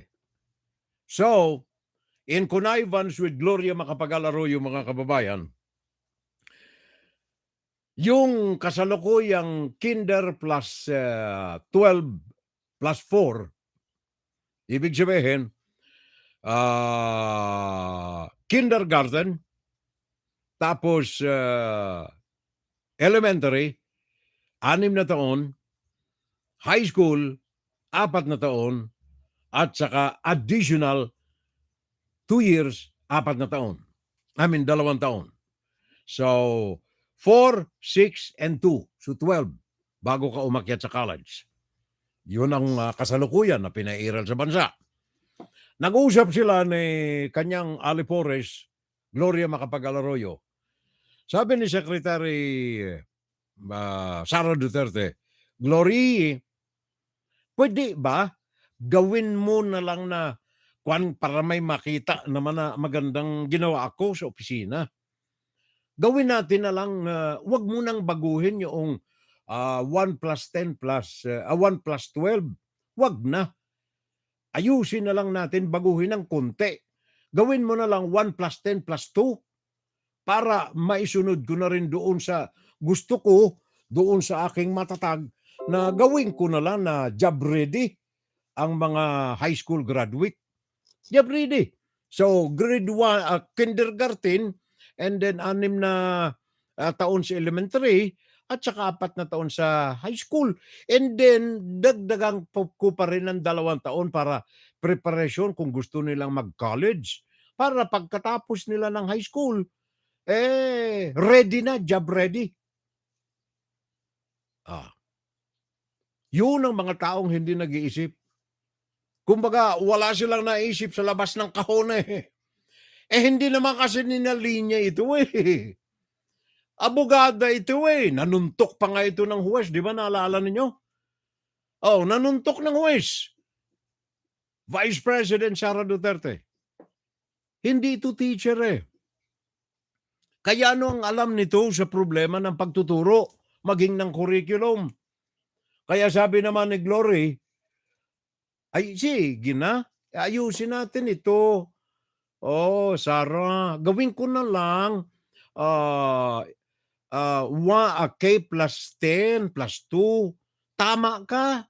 Para yung 2, preparation para sa college. Di ba? Hello, Garci? Tama ba? Di ba? Ganon eh. Anong trabaho ang ipagkakaloob mo sa tapos ng kahit na 10 plus 2? Yun nga na nagtapos ng college, pinatapo ng gobyerno sa ibang bansa para maging domestic helper o OFW. Bakit? Walang preparasyon ng gobyerno ng trabaho na matatagpuan sa Pilipinas. The most that you can get after college graduation ay doon ka sa telepono. Doon ka sa mga sumasagot ng mga inquiries. Ito yung mga overseas placements ng mga companies dito sa Amerika, sa Europa. Yun! Graduado sa college ang hinahanap nilang qualifications. Hindi po graduado sa K plus 10 plus 12. Kahit tapos ka na ng K plus 10 plus 12, wala pa rin trabaho. Kaya anong pinagsasabi ninyo rito sa matatag na ito? Na pagkatapos mo ng high school, meron ka ng trabaho ayon dito sa matatag ni Sara, ay job ready after graduation ng K to 10 to 2. Wala hong nag-aantay ng trabaho. Wala ho. Yun ang dapat sana pinag-aralan. Gustong balasahin ng pareho pa rin. Kumbaga, isang ahas, nag-alis lamang ng kanyang balat, the same ahas pa rin. 100 days. Ano ang kanyang pinangalandakan noong siya'y umabot ng 100 days? Nagtalumpati pa ito, I am Sara Duterte. Now, I have accomplished a major development in the Department of Education after only 100 days of my service to my people, to my community of teachers.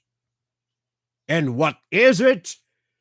The resumption of face-to-face classes in over 47 public schools.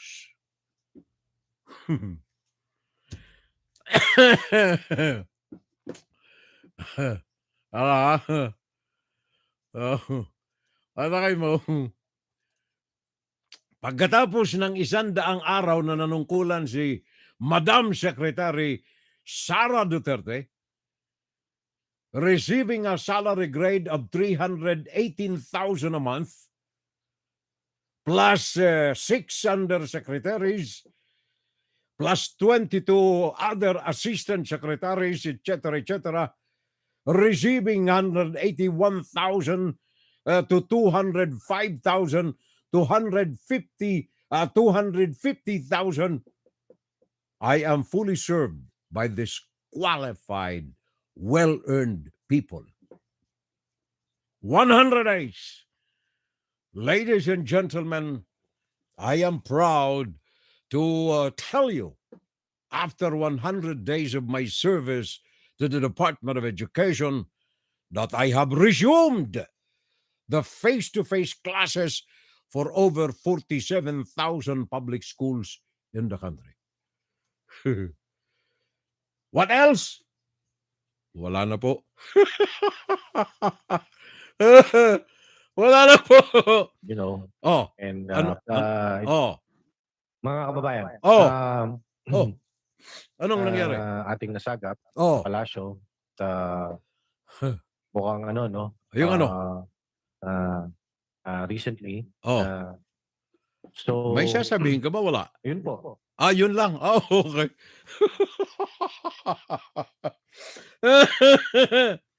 Noong 100 days ni Sara, ang inaantay ko sanang sabihin niya noon, yung kontrobersya na pagkakasangkot ng Department of Education sa laptop. Ito'y matinding subject ito. Supposed to be, sa kanyang panunungkulan within the first 100 days, dapat may solution siya rito. Dapat siya mismo, kung talagang ang paglilinis ng kanyang sangay, ang kanyang adikain, dapat sana, within the first 100 days of her service to the people, may solution na siya doon. May naparusahan na. 650 million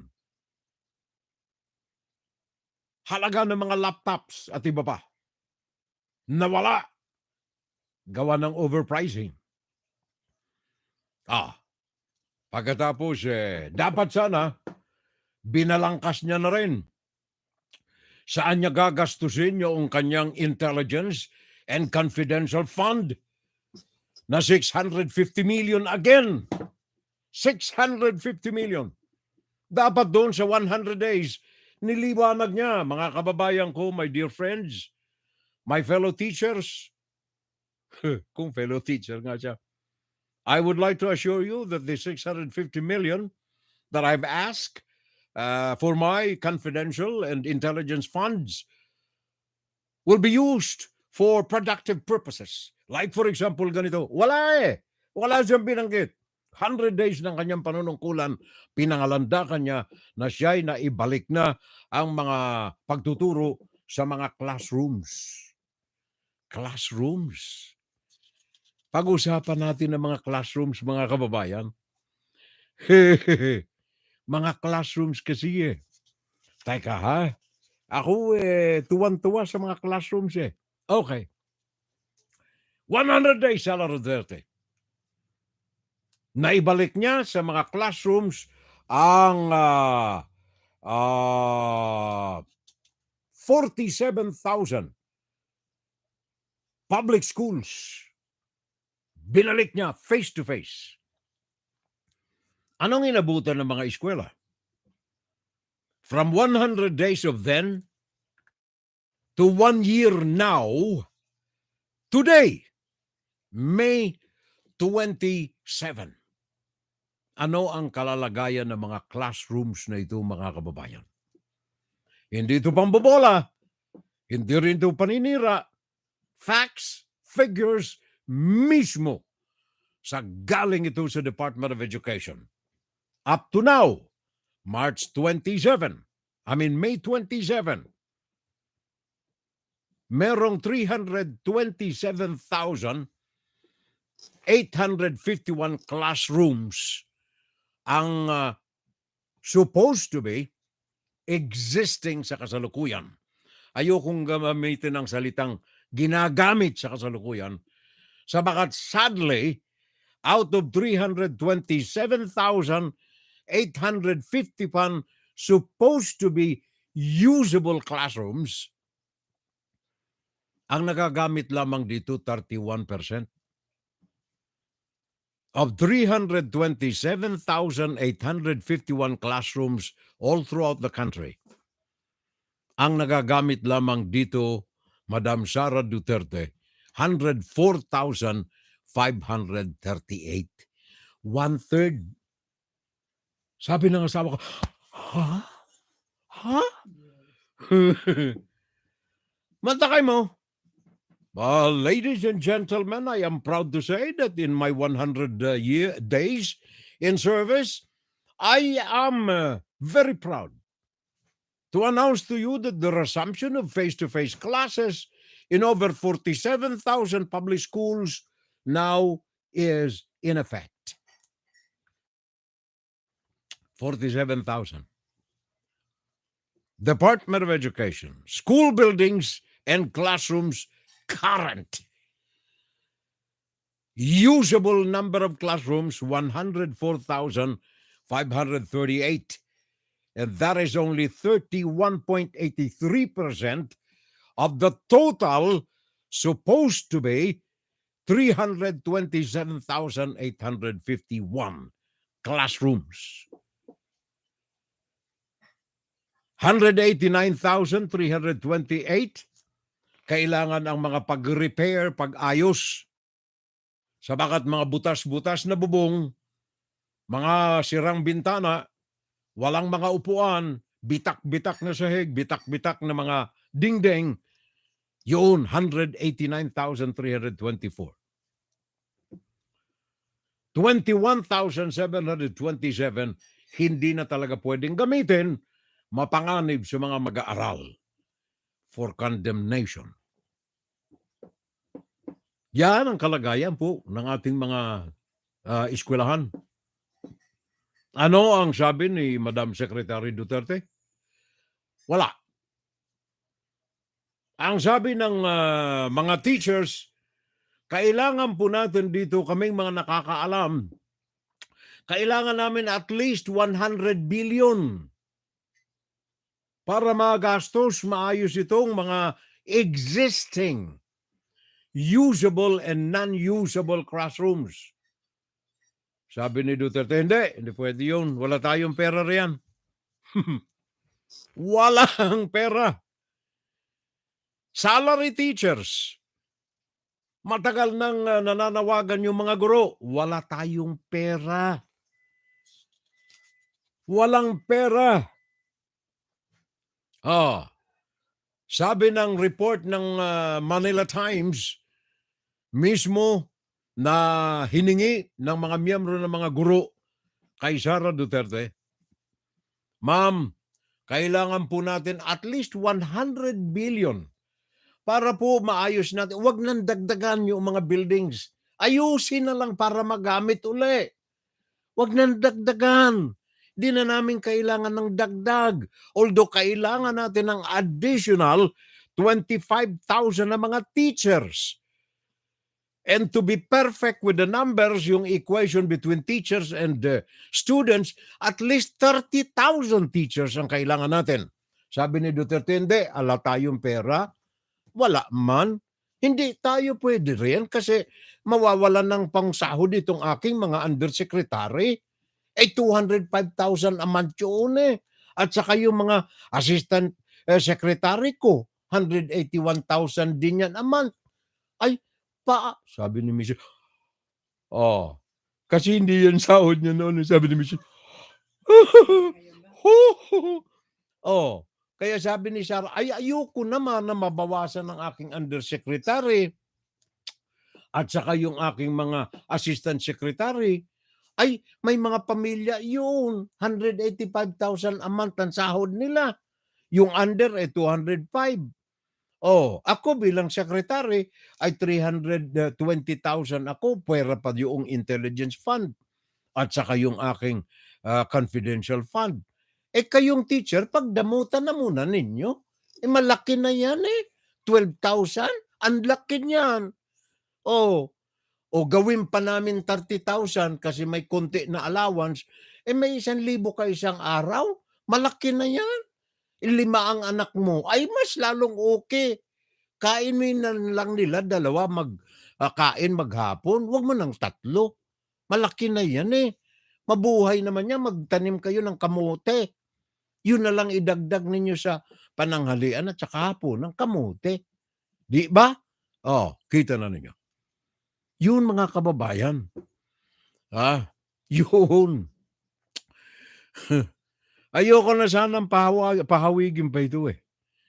Oh, gawa ng marami pa. Marami. In fact, hindi ko pa natatalakay dito yung National Grid Power Corporation eh. Next Saturday, pag-usapan natin. National Grid and Power Corporation of the Philippines. Tinalakay na natin ito the other Saturday. Kaya lamang marami tayo na dapat pang malaman sa mga bagay nito sapagkat ito'y mga tinatalakay diyan sa Senado. Mga bagay na masaklap pakinggan. Maging yung mga abogado natin, mga abogado, hindi na mga teachers. Maging yung mga abogado na natin sa kanilang legal opinions. Sinasabi nila na it is unjust, hindi makatarungan sa mga guro natin na humuhubog ng pagkatao ng 13 million Filipinos. Lahat tayong mga tao riyan nagdaan sa kamay ng mga guro. May konsyensya ba tayo? Namabati, "Hi ma'am! Oy, malaki ka na." Yan ang experience ng asawa ko eh. Wag na dyan sa Pinas, dito na lamang sa Amerika. Nagsimula siya magturo sa kindergarten 30 years ago. Ngayon, nasa salubong niya yung kanyang mga eskwela sa kindergarten. "Ay, hi ma'am! Ay, kumusta po kayo?" Sabi ng asawa ko. "Oh, kumusta?" Pero sa loob ng kanyang utak, sino ba itong dalaga na ito? Tama na, hindi ko maalaala, pero namumukhaan kita. "Oh, ano nga yung pangalan mo?" "Ako po si Bernie, Bernadette po ako. Ito po ang aking anak. Kayo po yung teacher ko noon sa kinder." The same story nung kami umuwi ng Pilipinas, punta ng Mandaluyong High School. Doon siya nagturo eh. Punta kami ng Mandaluyong High School, nakita niya yung ilang mga teachers. Sabi ng isa, "Hi ma'am, boy Mrs. Salvo, kumusta po? Ang ganda-ganda pa rin po ninyo." "Ang ganda-ganda pa rin po ninyo, Mrs. Salvo." "Oh, thank you." "Oh, teacher ka dito?" "Oo, ma'am eh." "Di mo ninyo ako natatandaan? Ang face mo familiar eh. Sorry pero anong pangalan mo, ma'am?" Sabi ng teacher, "Ako po si Edith eh." "Oh, di ho ninyo ako natatandaan? Ako ho yung eskwela niyo sa high school. First year, second year, third year, fourth year high school. Teacher ka na?" "Opo, kasi ikaw po ang aking model nung araw." You see? Yun ang mga teachers natin. May mga politiko tayong walang hiya. I'm sorry pero yun, every one of us nagdaan dito sa experience sa kamay ng isang teacher. The second parent of any child in the world, ang mga teacher. Ngayon, sa kamay ng hindi naman teacher, pinatatakbo ang Department of Education sa Pilipinas. 12,517 ang sahod ng isang guro. As against 318,000 a month ng mga pinagpipitaga ng mga executive sa bansa. Mga sekretaryo, sandamakmak. Mantakay mo, secretary, undersecretary, assistant secretary, 23. Direktor, 23. 46. Pwera pa yung secretary. Nagtatampisaw sa 181,000 a month as against 12,517 a month ng teacher. Pag-usapan po natin next week itong isa pang issue. Wala na tayong oras. Dito sa ating second portion ng ating insight. Oops, mali itong naipasok natin ulit. There you are. Inside, Guro-Guro, Opinion, and Saturday Live. Well, magkakaminsan nakakasakit ng damdamin pag nakikita natin ang mga kasalaulaan riyan. Kaya hindi ko masisisi si Miriam Defensor Santiago. Ngayon, kung lahat pala tayo honest, why is the Philippines often, or if not all the time, why is the Philippines always ranked as one of the most corrupt countries in the whole world? Nagpapakalinis kayo? Aba kung malinis pala ang mga opisyalis natin, bakit palagi tayong nililista ng Transparency International as one of the most corrupt countries in the world? Magtitingnan tayo? Sino kaya dito? That is a problem with this country. We're all for honest government, and yet the world condemns us as one of the most corrupt countries in the world. That's why it is difficult to win in any international election, in any international campaign, because the Philippines, among others, has a reputation of being a corrupt country. Isip ng iba, kung corrupt ang kaya na yan, walang matinong lalabas dyan. Walang matinong ibubunga yan. Bigyan nyo ako ng sapang buhay. Panginoon, bigyan mo ako ng sapang buhay. At imbestigahin ko lahat. Isa-isa. Dito sa Senado, sa House of Representatives. Tignan natin. Thank you, Miriam. Hindi ko makakaligtaan yung mga binitawan mong katagana yan. Hanggang tayo ay nanunungkulan pa sa ating taong bayan. WFGS Broadcasting worldwide, day and night time. WFGS streaming online, music on the fly, ready online.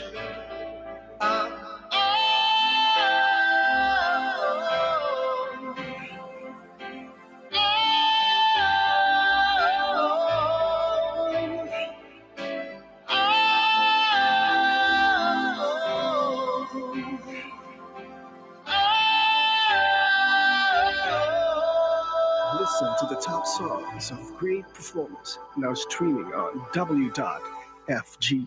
Pakiayos natin mga kapitbahay ang ating mga orasan alas 12:02 ng hating gabi, Philippine Standard Time. Ganap ng alas 4:02 naman ang hapon sa London. Alas 6:02 ng gabi dyan sa... Alas 7:02 ng gabi dyan sa Kingdom of Saudi Arabia. Samantalang alas 6:02 naman ng umaga dyan sa Hawaii. And then Philippines is 12:02 in the evening. FGS Web Radio para sa mga Pilipino. Tandaan ninyo mga kababayan, yung 1 to K to 10 to 2 na panukala, job ready, sabi niya, after graduating from high school. Ano ang survey nitong social weather station? Ngayon lamang, Ngayon lamang. 69% na mga mamamayan natin sa Pilipinas nagsasabi, napakahirap po na maghanap ng trabaho. Any kind of job. Maging sa construction man lamang. O, sabi ng kapitbahay ko yun Saan ka nagtatrabaho, Noy? Construction po. Saan ikaw? Mangingisda po ko. Saan ka nangingisda? Doon po sa Carburo Hall. Altakay mo yan. Bakit ganito ang mga kababayan natin? Sapagkat mas minabuti pa nilang maghanap buhay kaysa mag-aral. Bakit? Wala naman silang pinatutunguhan 69% ng mga kababayan natin diyan sabi ng social weather station, ano ang outlook? Ano ang pananaw mo sa paghahanap mo ng trabaho? Napakahirap po ang maghanap ng trabaho kahit anong trabaho. 69% ng mga kababayan natin. Attendance, good work. Sabi niya, keep it up na lamang, Furel. Sabi ng aking kapatid, si Attendance. Thank you, ate. Maraming salamat. Grace Recto Merasol Palancia, sabi niya, good, Sir Furel and family. sa lahat din ng iyong mga viewers. I'm watching here sa Oxnard, California. And happy and blessed Saturday na lamang po sa inyo lahat. Thank you. Maraming salamat. Grace Recto Mirazol Palangia. Nanonood siya sa atin. At saka isang isang manunood natin ang kanyang pangalan Chinese ang kuwan ang mga letre. But anyway, whoever you are, thank you very much for joining us and being one in our community of friends. Thank you, whoever you are. At saka si Nilo Mamaklay, last Saturday kasama na natin ito si Nilo. Thank you, Nilo. Tama ba yung bigkas ko sa last name, Mamaklay? Kasi dito sa Amerika, gaganda ang pandinig nito Mamaklay. Are ko, Nilo, thank you. Eric Abulengia also with us today. Eric, maraming salamat pare ko ha. Wag sanang magsawa. Sabi ni parang Junior Dal, PBBM target confirmed. ASAP. Maharlika Fund. Congress target locked. Kawawang Pinas pag nagkataon. Next week pag-usapan din natin itong mga bagay na ito. Pare ko, Junior Dalo, thank you. At saka si pareng Jeffrey Espina Xiao, I'm watching here Furel sa Lethbridge, Alberta sa Canada. Paki-shoutout na lamang sa mga miyembro ng kilusan kontra sa China. Sabi ng pare nating Jeffrey Espina Xiao. I'm watching Furel, don't you forget it. And then si paring Tony Antonio Ojero, also with us today. Thank you, Tony. Maraming salamat. At saka Nante Tudio, good morning, Furel. And good evening naman dito sa amin sa Pinas. Umuwi na kasi itong pare ko. I don't know, pare ko. Ito ba for good o bakasyon lamang? Parang Nante. Sabi niya, good morning dito at saka good evening sa Pinas. Happy weekend na lamang. Happy watching sa Fun Saturday Live sa lahat ng mga kababayan natin. And then Raul Villanada, moving forward to the kitchen, order na misis, magluto ka ng sinigang. Sabi ni paring Raul Villanada, pataka mo 69% ng mga Pilipino, walang kumpiyansa, walang paniniwala sa pagtatrabaho. Napakahirap daw maghanap ng trabaho. Kaya kung magkakaminsan ito mga pulis din natin, sa kabila ng pagbusbus ni Digong Duterte ng pera, mga pulis ko yan, mga sundalo ko yan, binubusbusan ko yan ng pera, mga general na yan. Ngayon, yung naibalita natin last time, paring Raul, di ba? Yung binalita natin last time, pulis, Daragalbay, nangutang ginamit ang pineke ng mga dokumento ng kanyang kapupulis. And then sa Clark, Pampanga, binalita ko rin kanina, Edgar Lazaga Jr., yung mga baril naman na nakumpiska niya for safekeeping, pending showing of documentations na may-ari. Tinangay niya, binenta, nawawala hanggang ngayon. Ngayon, hindi lamang yan. Meron pa tayong dagdag na police report dito. Police pa rin, miyembro ng Philippine National Police. Miyembro ng Philippine National Police, IMEG, hinuli ng kanyang kapwa na mga pulis. Bakit? Sabagat yung mga nakumpiskang mga sasakyan, ginagamit nito personal. Mga sasakyan na dapat ay ebidensya sa mga buy-bust operation, isinakay yung mga illegal na mga droga sa kotse, kinumpiska ng mga otoridad ng PNP at nakaimbak sa warehouse o sa bodega o sa garahe para ebidensya. Etong pulis naman na ito, Clifton De Leon, ginamit yung mga ganitong uri ng mga kumpiskadong behikulo. Emil Sumangel, ABA, ang GMA. Sa loob mismo ng Campo Crame, dinakip ng PNP Integrity Monitoring and Enforcement Group ang kanilang kabarong si Police Staff Sergeant Clifton Barot de Leon. Sakay ang suspect ng isang kotse at nooy papalabas na raw sa EDSA gate ng kampo nang maharang siya ng mga operatiba ng IMEG kasama sa operasyon ng PNP Special Action Force na nooy nakapaligid habang dinadampot ang pulis. Ayon sa IMEG, ang kulay itim na sedan na minamaneho ng pulis ay kasama sa mga ebidensya na na-recover nila sa isang anti-illegal drug operation. Meron ding report na gumagamit daw siya ng recovered vehicle. Kaya nga, nung ma-check siya, pagpasok dyan, inabangan ng mga pulis natin, kasama yung mga pulis ng Headquarters Support Service ng Camp Crame. At nung nasa loob na siya, nung ma-flag down siya, nakita nga na talagang recovered vehicle yun kasi may mga resibo at gumamit siya ng peke na pass card.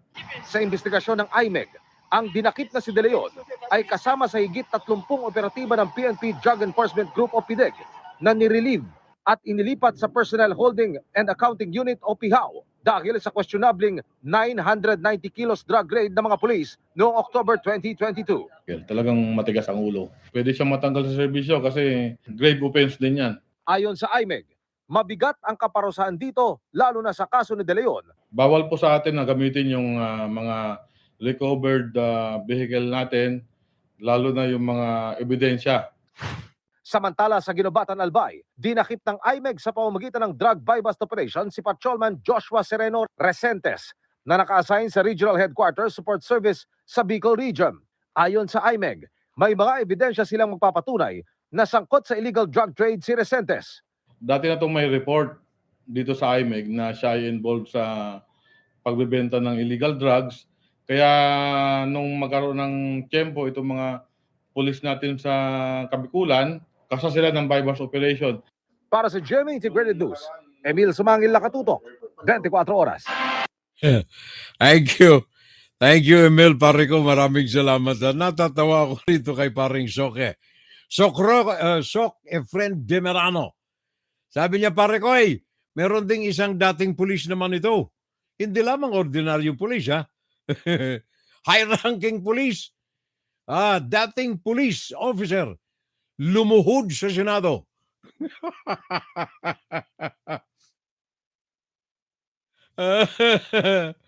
Ang tinutukoy nito si Bato de la Rosa, senador.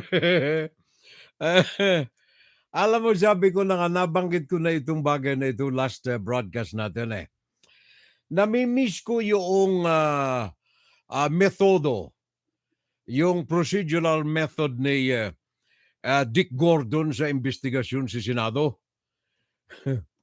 Diyan mo makita. Sabi ng mga witnesses kasi doon ng PNP, sabi niya, I reserve my right to be silent. lahat I want to be silent yung mga pulis Wala nang maisip si Bato de la Rosa kung paano niya pipigain yung mga pulis. Kaya lumuhod na lang. Sabi niya, Diyos ko, magtapat na kayo. Umiyak pa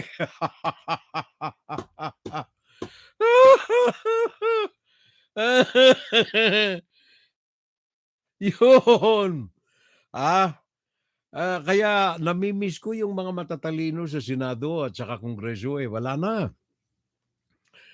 Ang natatangi na lamang dyan na puntahan ng mga aggrieved parties, si Risa Hontiveros Wala na puro kengkoy na Puro na mga payaso ang mga nandiyan dyan sa Senado at saka Kongreso. Well, may mga natitira pang ilan, kaya lang minamabuti na lamang nitong ilan na ito manahimik. Manahimik na lang. Kaysa sa mapasama sila, madawit sila sa mga sarswela diyan sa Senado at saka Kongreso. Wala na. Yung kalidad nito, wala na. Yung mga panahon ni Recto, Mang Lapos, Climaco, Salonga, wala na.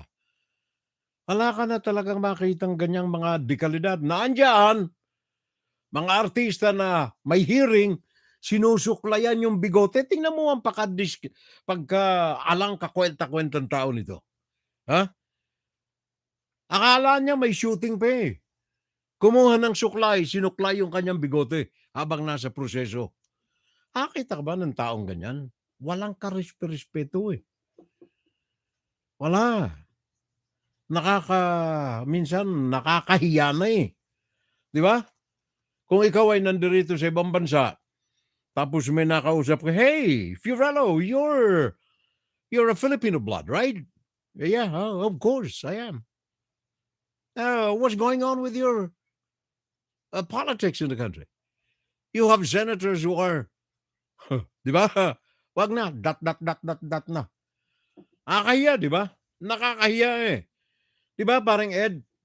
Ito ang aming city assessor. Matagal na ito dito sa Amerika eh.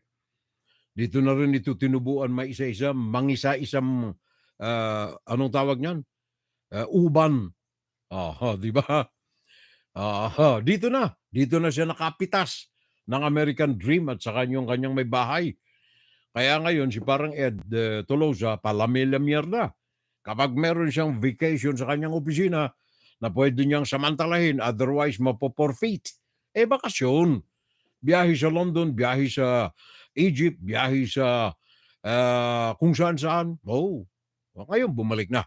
Paring Ed, thank you so much. Maraming salamat at hindi mo rin ako nakakaligtaan dito. Ano? Meron ding ex-police na lumuluhod sa Senado. Sabi ni paring Sok Efren Demerano. Junior Dal, happy weekend na lamang sa lahat. And keep safe na lamang everybody. Sabi ni paring Junior Dal. Yan ang sinasabi ko mga kapitbahay. By the way, last time nakalimutan ko yung mga birthday celebrants Kaya pagkatapos nitong paalala ko sa mga kagaya namin ni paring Ed, paring Sok Efren Demerano, paring Raul Villanada, paring Junior Dal, na may mga edad na, meron tayong mga paalala kung alin yung mga dapat ninyong kainin at sa mga hindi ninyo dapat na kainin. Habang nagkakaedad tayo, yung pagkain mahalaga ho yan sa katawan. Yung mga apple seeds, for example, buto ng mansanas.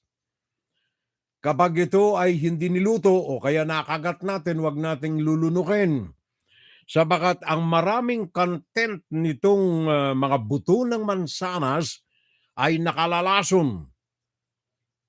A good quantity of apple seeds is bad for the health. It contains cyanide. Pakinggan ninyo. And then yung buffer fish, butete, ang tawag sa atin sa Pilipinas. Yung butete, wag din ninyong pagtatangkaan na lutuin. Sabagat yan, ang kanyang ovaries, ang kanyang intestine, ang kanyang liver, ay merong high content of toxins. Nakamamatay 1,200 times deadly than the cyanide.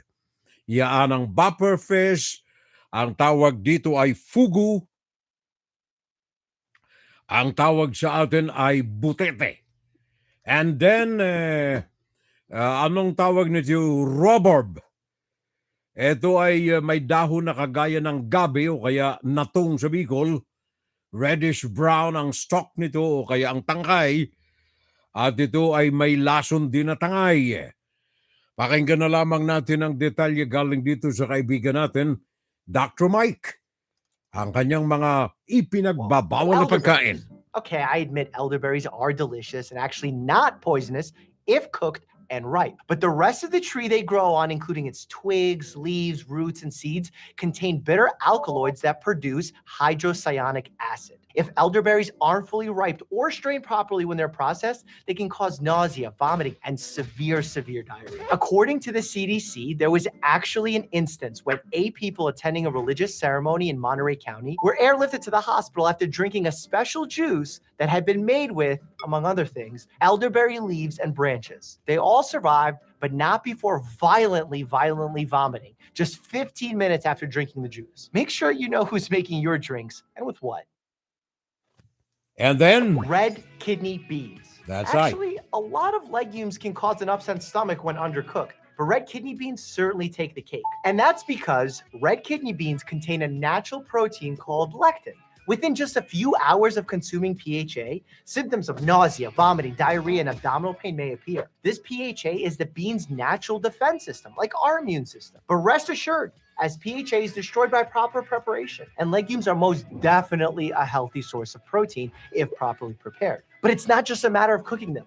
In fact, according to the FDA, cooking dried red kidney beans for less than 10 minutes at any temperature less than boiling can actually increase the toxicity fivefold, making them far more toxic than if you just ate them raw.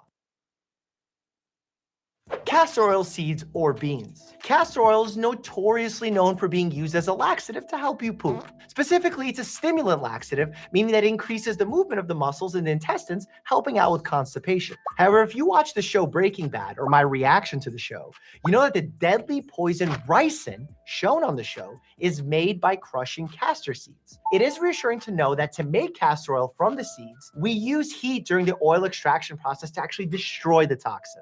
Lychee. Lychee seng. Thank you. Maraming salamat, Dr. Mike. Yan ang mga karagdagang pang mga pagkain na huwag po ninyong pagtatangkaan na kainin sabagat may mga content ito ng toxin. Kaya mga nakalalaso na mga elemento sa loob ng kanilang mga pagkain. Ano? Sabi ni paring Ed Tolose, dito na rin siya sa Amerika tinubuan ng bigote. Arakoy, thank you. Maraming salamat. Kumusta na lamang sa buong pamilya at saka kay Maring Didi. And by the way, paring Ed, alam mo, very proud ako kapag may nakikita akong mga Pilipino na kagaya mo na umuunlad dito sa Amerika. Meron tayong 18 years old na dalaga. A Filipina 10 from the Philippines and California. Nanalo ito sa F1 Academy race with Prema Racing. Ito yung karera ng mga kotse. Nanalo siya. F1, ito po'y karera ng mga all-women car racers. Naging kampiyon ng isang Filipina. Ang pangalan nito ay si Bianca Bustamante.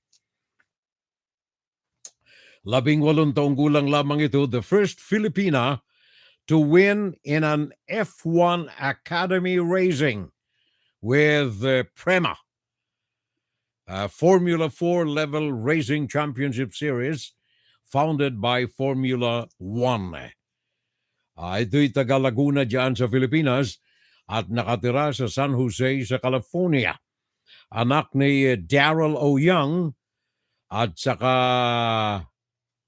mali. Anak ni Raymond at saka Janice Bustamante.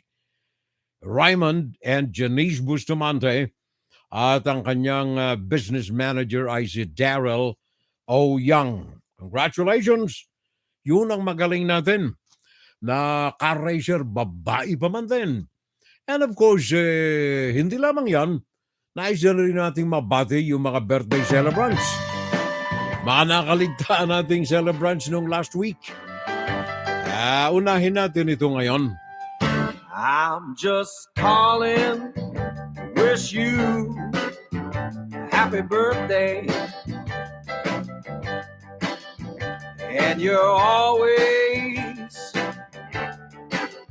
on my mind. Hello, baby. It's so good to hear your voice. Happy birthday sa mga may kaarawan noong Miyerkules, Mayo 24, mga kapitbahay. Alvin Simbahon, Felizardo Bulaong, Gail Martinez, Shona Castillo, Cheng Leng, Tony Tabad, ang aking kaibigan at partner natin sa broadcast, Mandy Francisco. Si Mandy saan na ngayon? Hindi ko na alam kung saan siya. And then another one, Doy Del Castillo, mga colleagues natin sa broadcast ang mga ito. At saka ang aking pamangkin diyan sa London, Nereo Salvo. Happy birthday na Rayo dyan sa kanyang kinasasadlakan. Dyan sa London, kanyang kaarawan nung nakalipas na Miyerkules, Mayo 24. On my own. Oh, it's hard for me to do. And then Webes naman, May 25. Ang kaarawan ay si Gladys Tabuzo, Rhoda Bansaen, Mariano Lianyo Villaraza, Ana Evia, Lita Useniar, Sel Perez, Jack, Audrey Ann Villarama, Paring Ed Sarto, Sarah Jane Bailon Maturey, Didith Elamir, ang pamangkin ng aking may bahay. Classmate namin na Mrs. Alice De Leon Bungat, Cynthia Zay, ang aking paboritong pare dyan sa Isabela. Na-assign dito sa Our Lady of Victories one time. Birthday celebrant natin noong Webes, Mayo 25. Father Greg Castaneda Uwanan. Ang pare na nagpatayo ng bagong basilika dyan sa Isabela.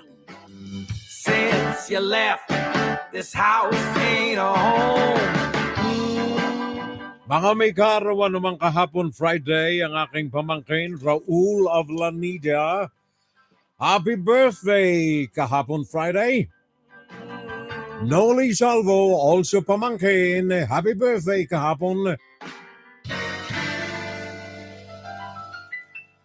At saka yung iba pang mga birthday celebrants natin, Ali Rivera, Judith Lagat, Jonel Casaleo, Rosalina Caranzo, Fanny C., Ruby Magsino Salvo, Raquelin Salvo Candido, at saka si Lee G. Lazatin. Happy birthday sa kanila kahapon.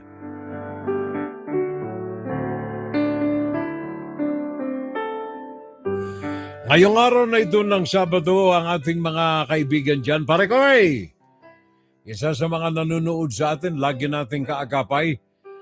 Celebrant today, Saturday, paring Tony, Antonio Ajero. Happy birthday.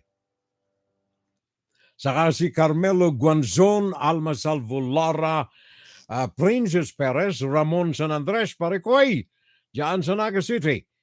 Ramon San Andres, Nancy De Liosa, ang aking pinsan. Happy birthday sa inyo riyan.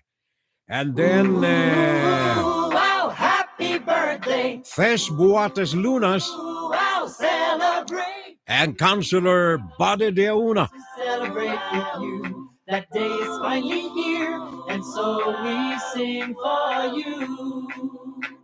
Ooh, wow, celebrate. Bade de Una today is his birthday. Tomorrow, Sunday, Lorna Andaya, Nick Boy, Ronnie Soriano. On Monday, Realin Salvo, Anita Armada, Ray Galeen Salvo, Prince Lawrence. And then sa Webes naman, finally, ang mga may kaarawan natin sa Webes. Muna, nadikit na naman yung papel.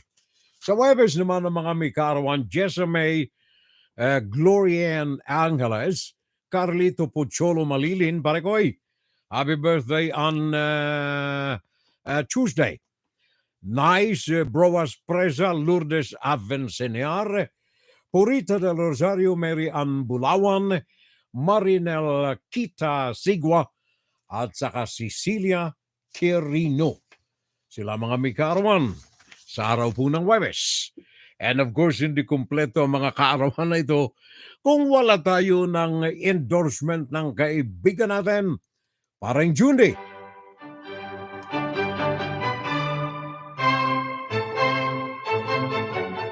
Sa mga residente at mga bumibisita sa Pampanga at Bulacan, kung may okasyon o wala man, kung ang hanap ninyo ay masasarap na breads, cakes, or pastries, tandaan ang pangalan, Armenia's Bake Shop.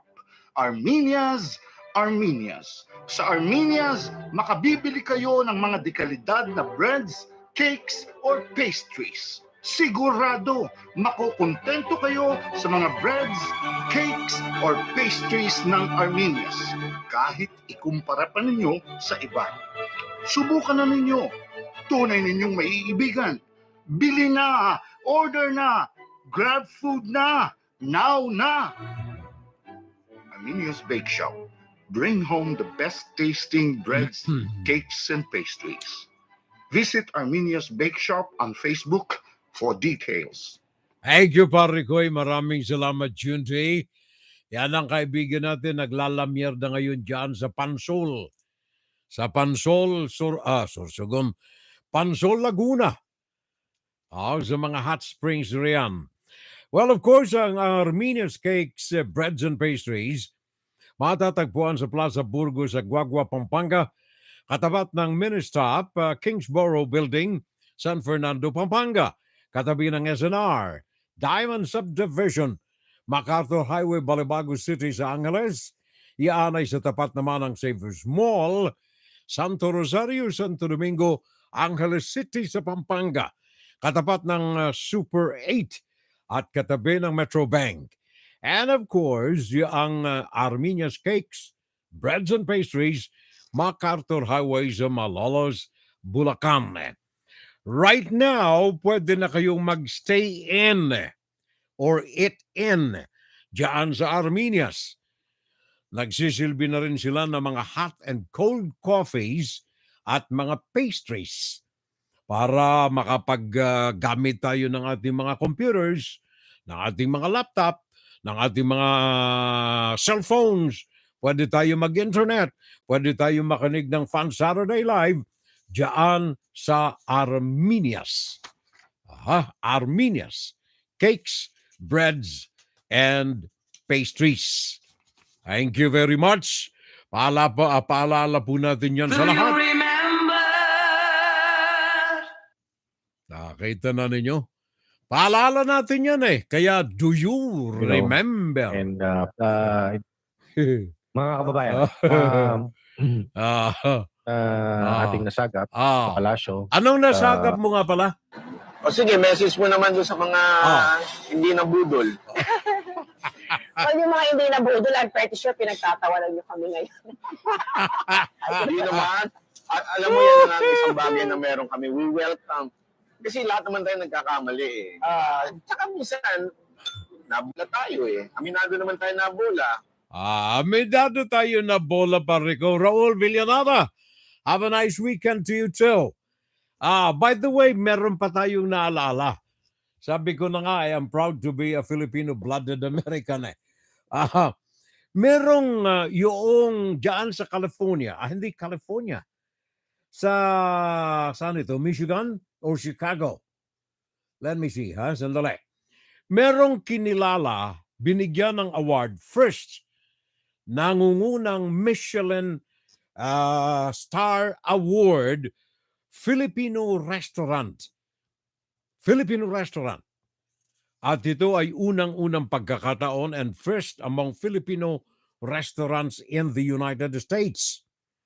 Pinagkalooban ng parangal dahilan sa kanilang mga Filipino flavors sa iba't ibang uri ng luto.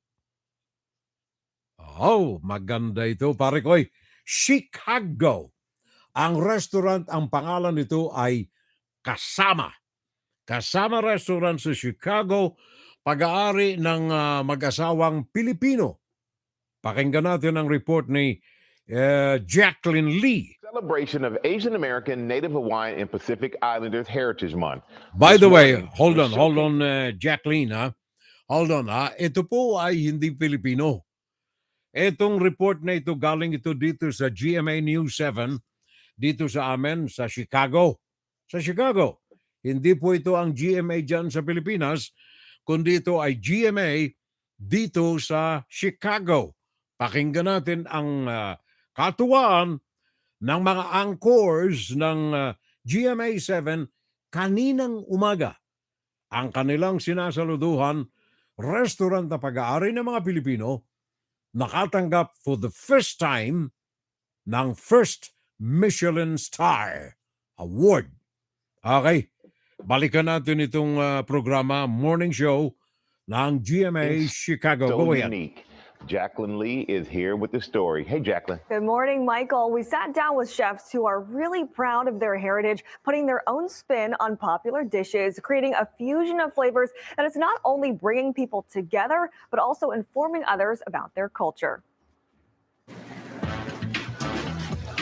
It's a fusion of flavors gaining fans from coast to coast, and these chefs are bringing Filipino food to the forefront. Husband and wife Tim Flores and Jeannie Kwan are popularizing the Asian cuisine at their Chicago establishment, Kasama, the world's first and only Filipino Michelin-starred restaurant. We want to do a casual Filipino concept with Jeannie's specialty, which is French American pastries.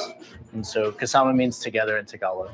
So it's both of our concepts in one restaurant. The chefs making a conscious effort to celebrate Pinoy flavors. So this is our ube and huckleberry basket, and we just dust the top with the sun from the Filipino flag. The Asian food in general sometimes has this really unfortunate stigma of being a cheap cuisine.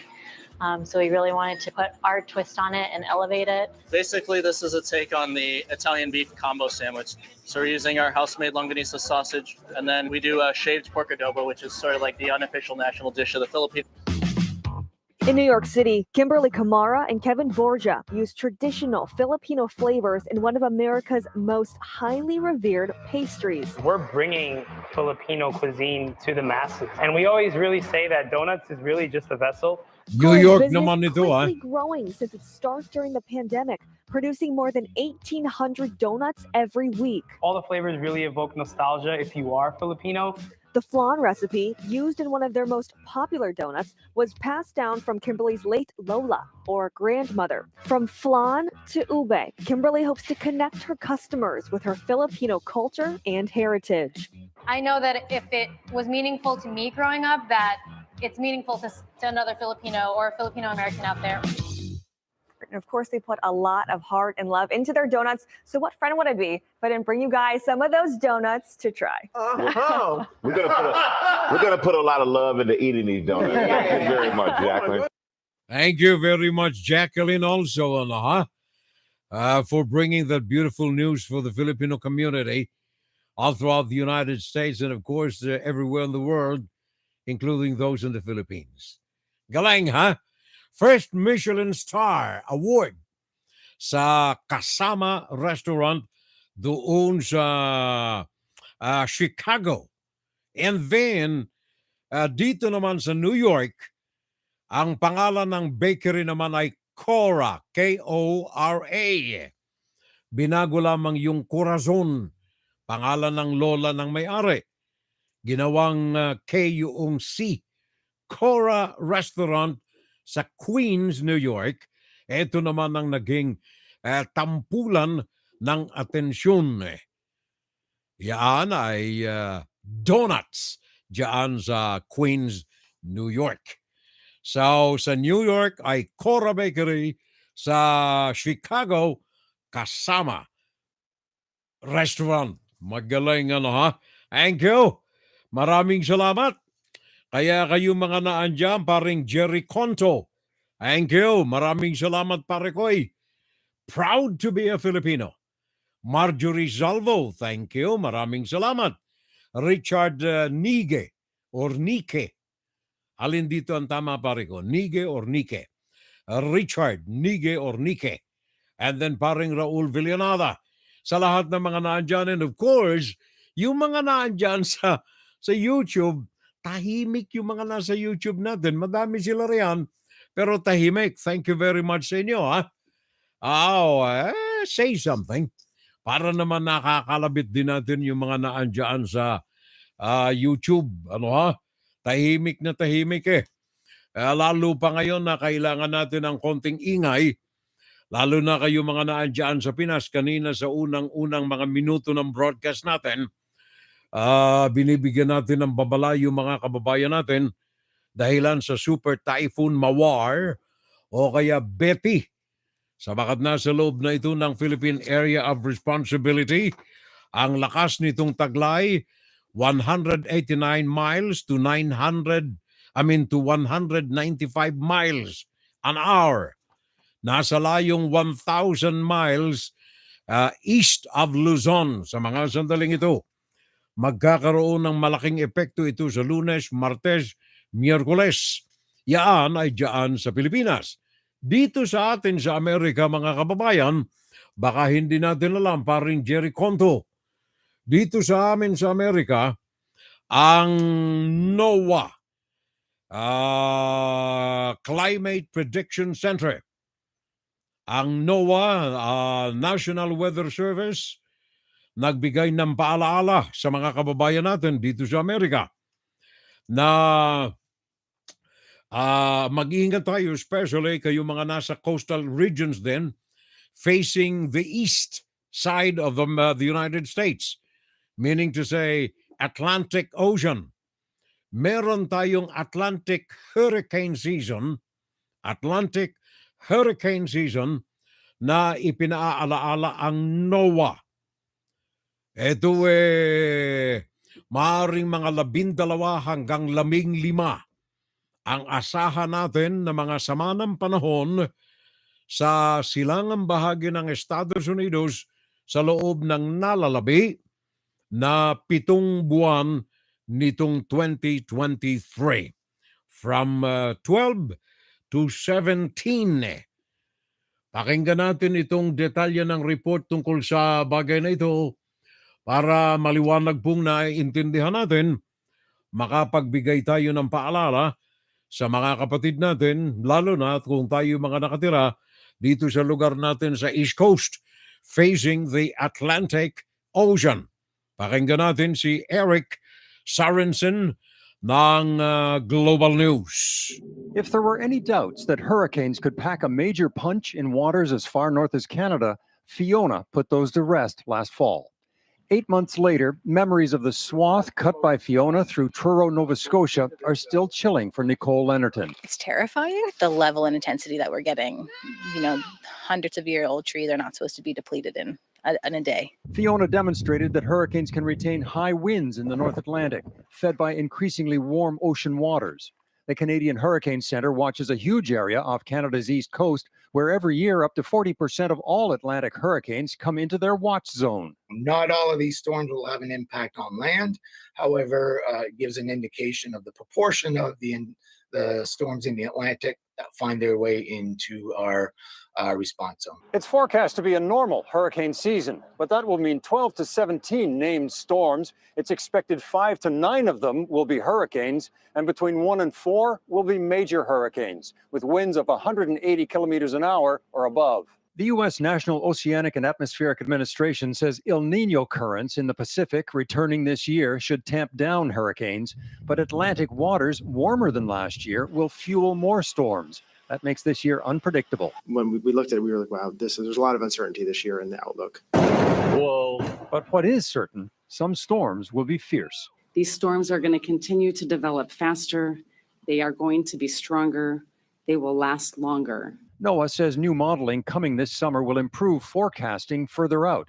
Last year, Fiona looked harmless enough at one point, then took aim at Atlantic Canada before leveling a direct hit. Nicole Leonardton doesn't need convincing. I hope that people really recognize the fact that climate change is real and climate crisis. So what will a normal year look like with climate change? Depends on where you live and where the hurricanes come ashore in 2023. Eric Sorensen, Global News, Toronto. Thank you very much, Erickson. Maraming salamat. So, paalala natin yan, kayong mga nakatira, tayo, na mga nakatira dito sa silangang bahagi ng Estados Unidos, paring Richard Nuigi, thank you for the company, paring Raul Villanada. Have a nice weekend, everyone. Sabi ni Jerry Conto nga pala, yung Guam ata ay tinamaan ng bagyo. Thank you, pare ko. Maraming salamat. Yep, yung Mawar. In fact, yung kaibigan natin riyan, June Gases, ay nagpadala sa atin dito ng ilang video ng pananalanta ng bagyong si Mawar o kaya Betty in the Philippines sa pananalanta nito.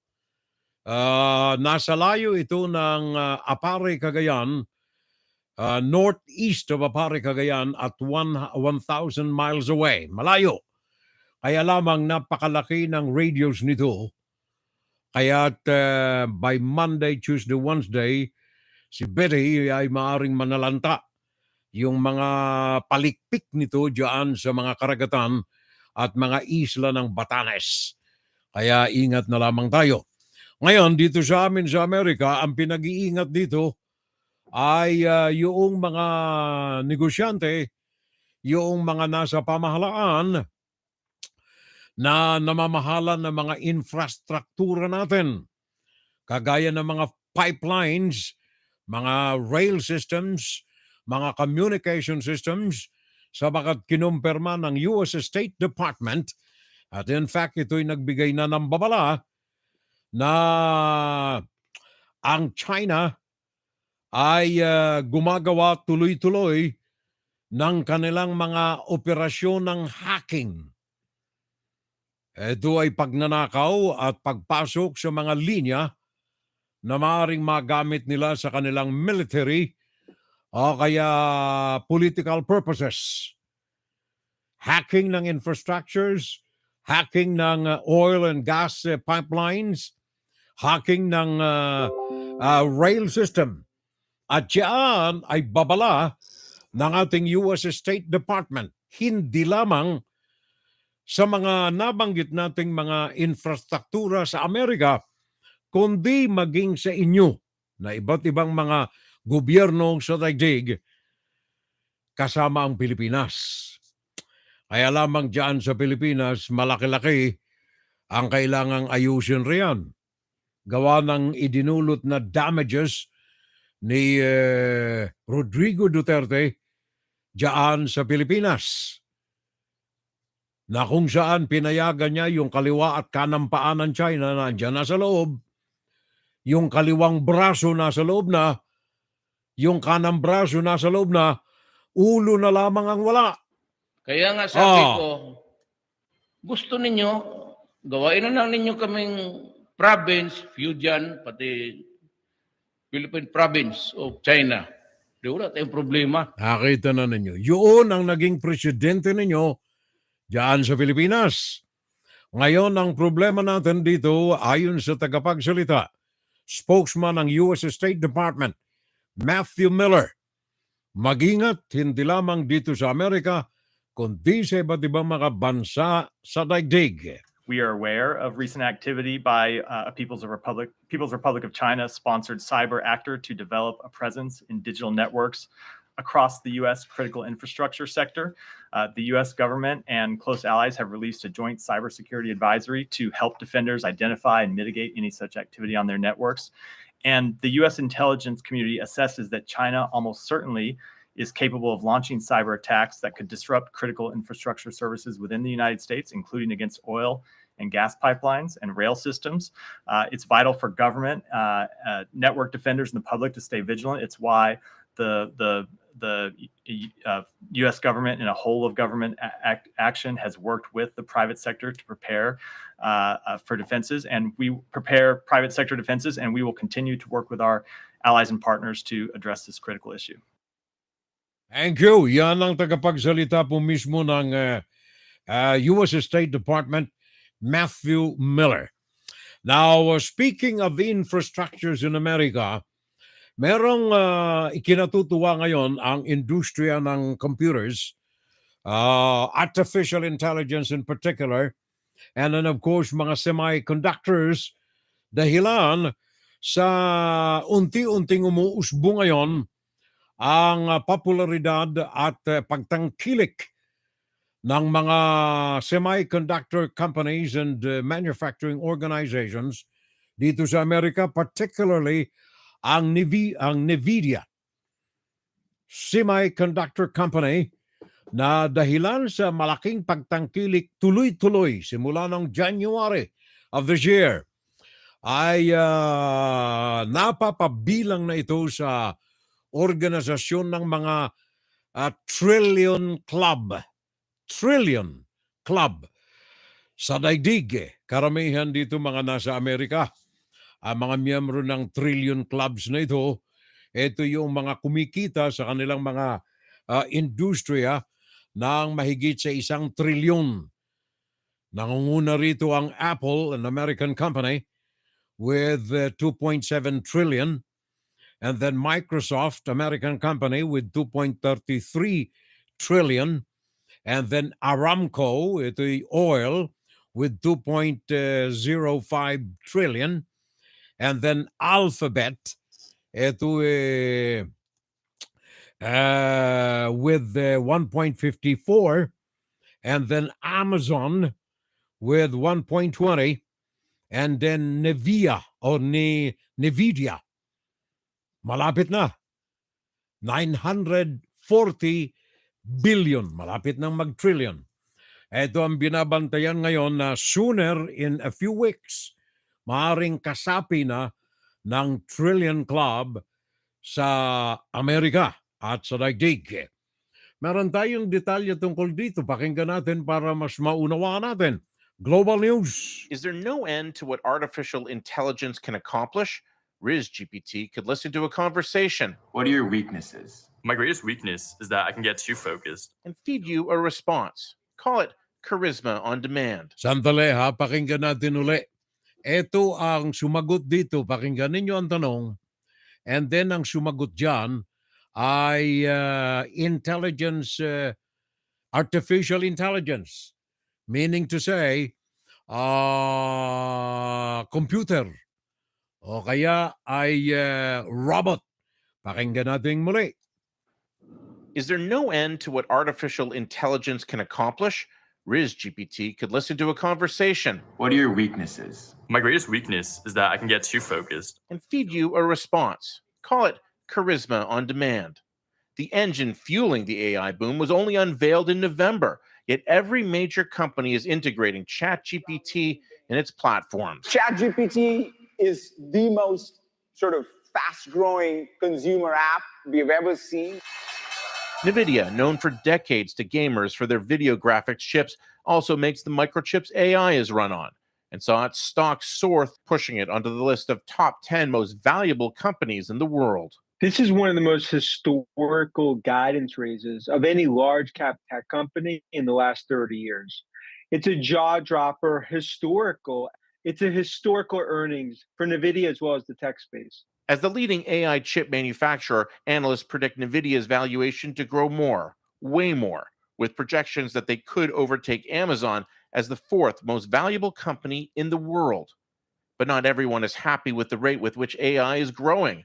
Earlier this month, the Toronto-based godfather of AI, Geoffrey Hinton, issued a warning, suggesting AI outperforming humans posed an imminent existential threat. I am a visionary. While NVIDIA is cashing in, some see the risk for investors increasing as the market gets crowded with more AI options. Technology entrepreneurs and investors that are really sort of trying to chase these companies too fast, right? They're not necessarily doing their due diligence on them. And so I do think that there is a lot of hype and a lot of, potential for failure. Hasta la vista, baby. And there's no AI solution for that yet. Mike Drolet, Global News, Toronto. Naalala ko tuloy yung sabi ng tatay ko the advancement of science, anak, brutally challenges the security of men. Nakita naman ninyo, nuclear bomb, security of men. Artificial intelligence, security of men. Kapag ginamit sa mga kabalbalan, mga katarantaduhan. Tingnan na lamang ninyo yung mga Facebook natin. Tingnan ninyo riyan. Ang gaganda na mga mukha, di mga kaibigan natin riyan, di ba? Ang gaganda na mukha. Pero ano ang sabi ng mga kaibigan natin na mga nakakaalam sa artificial intelligence at saka sa mga anong tawag niyan, mga photo apps. Huwag kayong maniwala. Sabagat baka yung mukha na yan ay hindi yan ang mukha na tunay na kaibigan ninyo.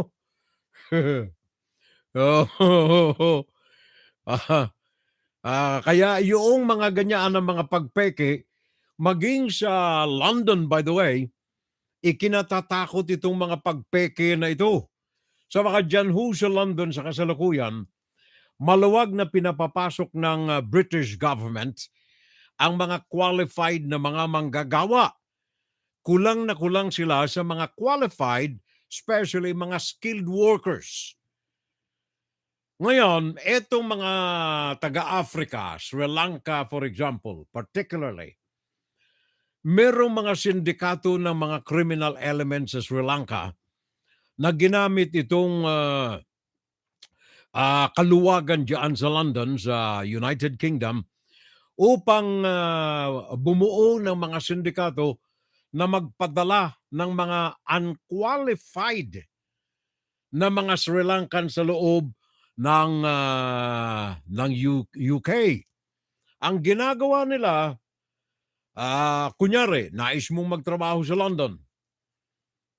Nasa kote ka ngayon itong nagpapublish sila ng mga article sa periodiko Mga job wanted Kunyari, sinagot mo itong job wanted publicity ng sindikato sa Sri Lanka. Ngayon, hihingan ka $50,000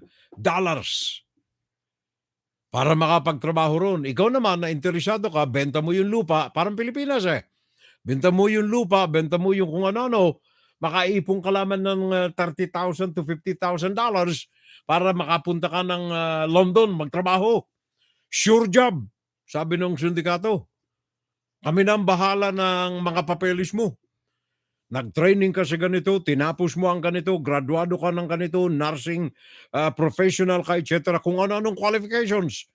Kumbaga sa ating gawa sa rekto. Bibigyan ka ngayon ng mga papeles. Nandoon ka na sa airport. Parang sa atin, pastillas. Pagdating sa airport, doon sa Sri Lanka, may kakutsaba. Palipad ka na ng, papasok ka na ng gate sa Sri Lanka, lalapit yung miyembro ng sindikato, may dalang anak. May dalang sanggol, o hindi sanggol, may dalang bata. Sabihin sa iyo, Petra, isama mo ito, kumpleto rin dito sa papeles, itong bata na ito. Pagdating doon sa London, sa Heathrow, may sasalubong dyan sa bata. Operasyon ng mga sindikato. Yung pala, yung bata, may nailusot na silang mga kamag-anak na nandoon na sa London. Yung bata na ito, naiwan doon sa Sri Lanka, ilulusot din nila. Isasama roon sa job seeker na walang kaalam-alam kung sino yung bata na yon. Pagdating sa London, I don't know kung paanong hocus-pocus, nakalusot din. Yun ang racket ngayon na tinutugay-gayan ng mga investigador doon sa London. Racket ng mga sindikato na bumibiktima hindi lamang ng human trafficking, kundi ng mga job opportunities doon sa London. Pakinggan natin itong modus operandi.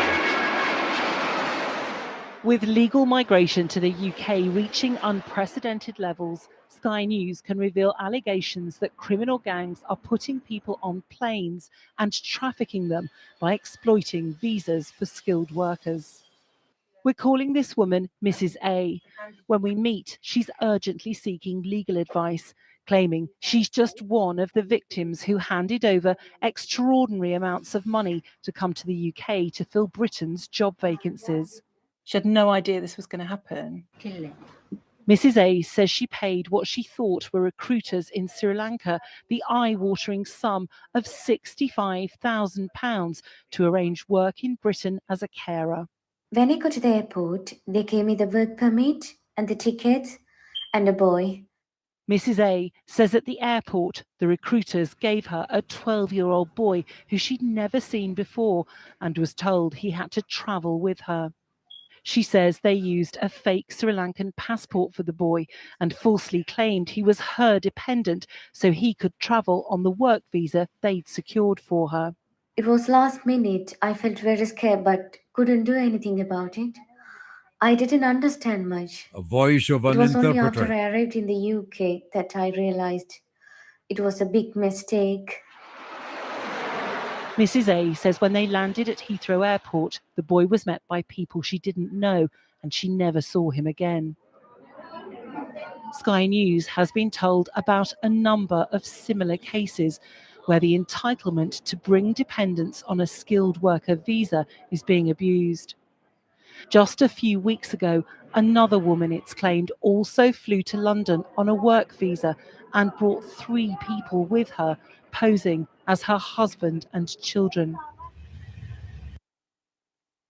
Yan ang report na galing po sa Sky News Australia na may kaugnayan dyan sa mga racket na mga sindikato na involved sa human trafficking at saka illegal recruitment. Dahilan sa maluwag na pagtanggap ng Britain ng mga additional skilled workers para sa kanilang labor force. Kaya ingat na lamang tayo mga kababayan sapagat kapag tayo nasa kote ng ganyan, delikado rin ang buhay natin, delikado pa ang buhay ng mga pamilya natin. Kagaya ng pagiging delikado ng buhay ng mga pamilya dyan sa Russia. Nagbigay ng babala ang pinuno ng Wagner Group na maaaring magkaroon ng revolusyon sa Russia gawa ng marami ng mga napapatay na mga sundalo ng Russia at maging mga volunteers, mga civilians at mga miyembro ng volunteer group na Wagner. Ayon dito sa pinuno na si Yevgeny Prigozhin, ayon sa kanya, sinungaling ang pamunuan ng Russia, especially ang military hierarchy, sa katotohanan sa gyera sa Ukraine. Frederick Plotkin, CNN. After months of ferocious fighting in Bakhmut, the chief of Russia's private army, Wagner, saying his fighters are exhausted and will withdraw. We will be leaving Bakhmut and the Russian Defense Ministry will be responsible for it. We're leaving to field camps to train and rest. Prigozhin claims to control all of Bakhmut, which the Ukrainians dispute. He also acknowledges losing around 20,000 fighters in the brutal, months-long campaign, even as the U.S. and Ukraine say the figures are much higher, possibly up to 100,000. Despite the alleged victory in Bakhmut, in a bold comment, Prigozhin says Vladimir Putin's war is not achieving its core objective of weakening Ukraine. How did we demilitarize it? Now it turns out that we, on the contrary, have militarized Ukraine. I think that the Ukrainians today are one of the strongest armies. Prigozhin has long been attacking Russia's elites, accusing them of being corrupt, lazy, and not involved in the war. Now he fears continuing losses on the battlefield could lead to a revolution in Russia. And like in 1917 with a revolution, when first the soldiers rise up, and after that their loved ones rise up. All this as the war is increasingly affecting Russia's homeland. Russia's defense ministry today releasing video of what it says was a failed attack on a Russian warship using unmanned speedboats. We will continue to respond to such actions by Ukrainian militants promptly and extremely harshly. But Prigozhin says the attack shows the Russian military is incapable of protecting the country's border. Sabotage and reconnaissance forces calmly enter Russia and march, uploading videos, driving their tanks, armored infantry vehicles. Where's the safeguard that they will not enter Moscow? Thank you. Yan ang report ni Frederick Plotkin ng CNN sa Bakhmut. Ala na tayong oras mga kababayan. Sabi nitong pari ko, sabi ni, sabi ni paring Jerry Conto, yung pinag-uusapan natin kanina tungkol dun sa mga ibang mukha na naka-picture dyan sa YouTube at saka Facebook. Sabi niya, gumagamit kasi ng mga filter eh. Gumagamit kasi ng mga filter eh. Naalala ko tuloy yung isang nakapost sa Facebook eh. Sabi niya doon sa kanyang nag-aalok ng friendship, paano kita tatanggaping friend? Ayaw mo nga sa mukha mo. Ayaw mo rin sa pangalan mo. Ako pa kaya? Ito yung mga naka-post kasi dyan sa Facebook na fake na ang mukha, fake pa ang pangalan. Kaya sabi nung kaibigan natin, paano kita i-friend? Ayaw mo nga sa mukha mo, ayaw mo pa sa pangalan mo Ako pa kaya? Parang Jeffrey Tambalus-lus na si Putin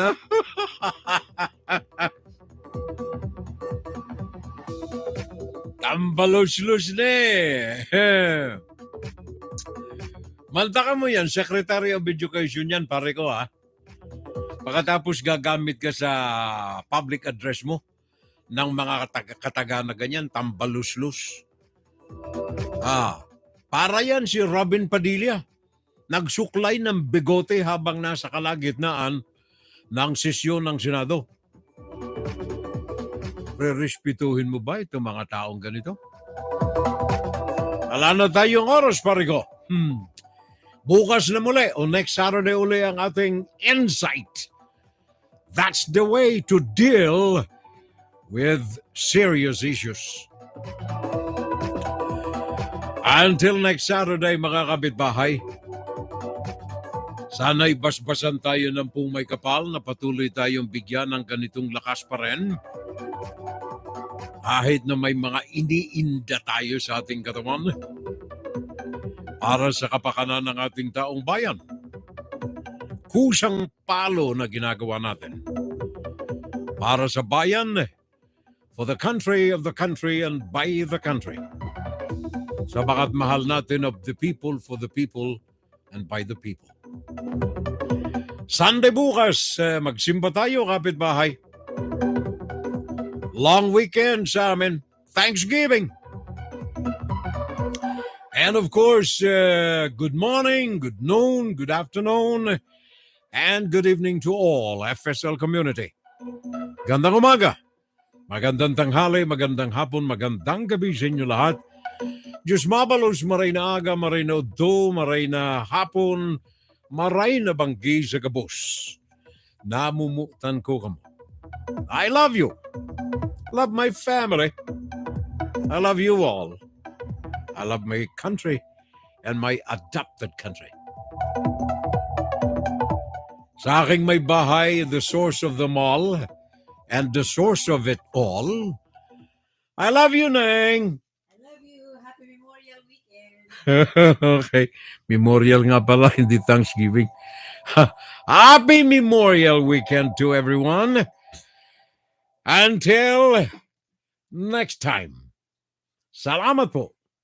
Fiorel Salvo po ito. WFGS Broadcasting. Miss Curata Leonor, I'm watching, sabi niya. And done sharing. Thank you. Salamat. Diyos mabalos. Arigato. Watashi koi anata. Ready online.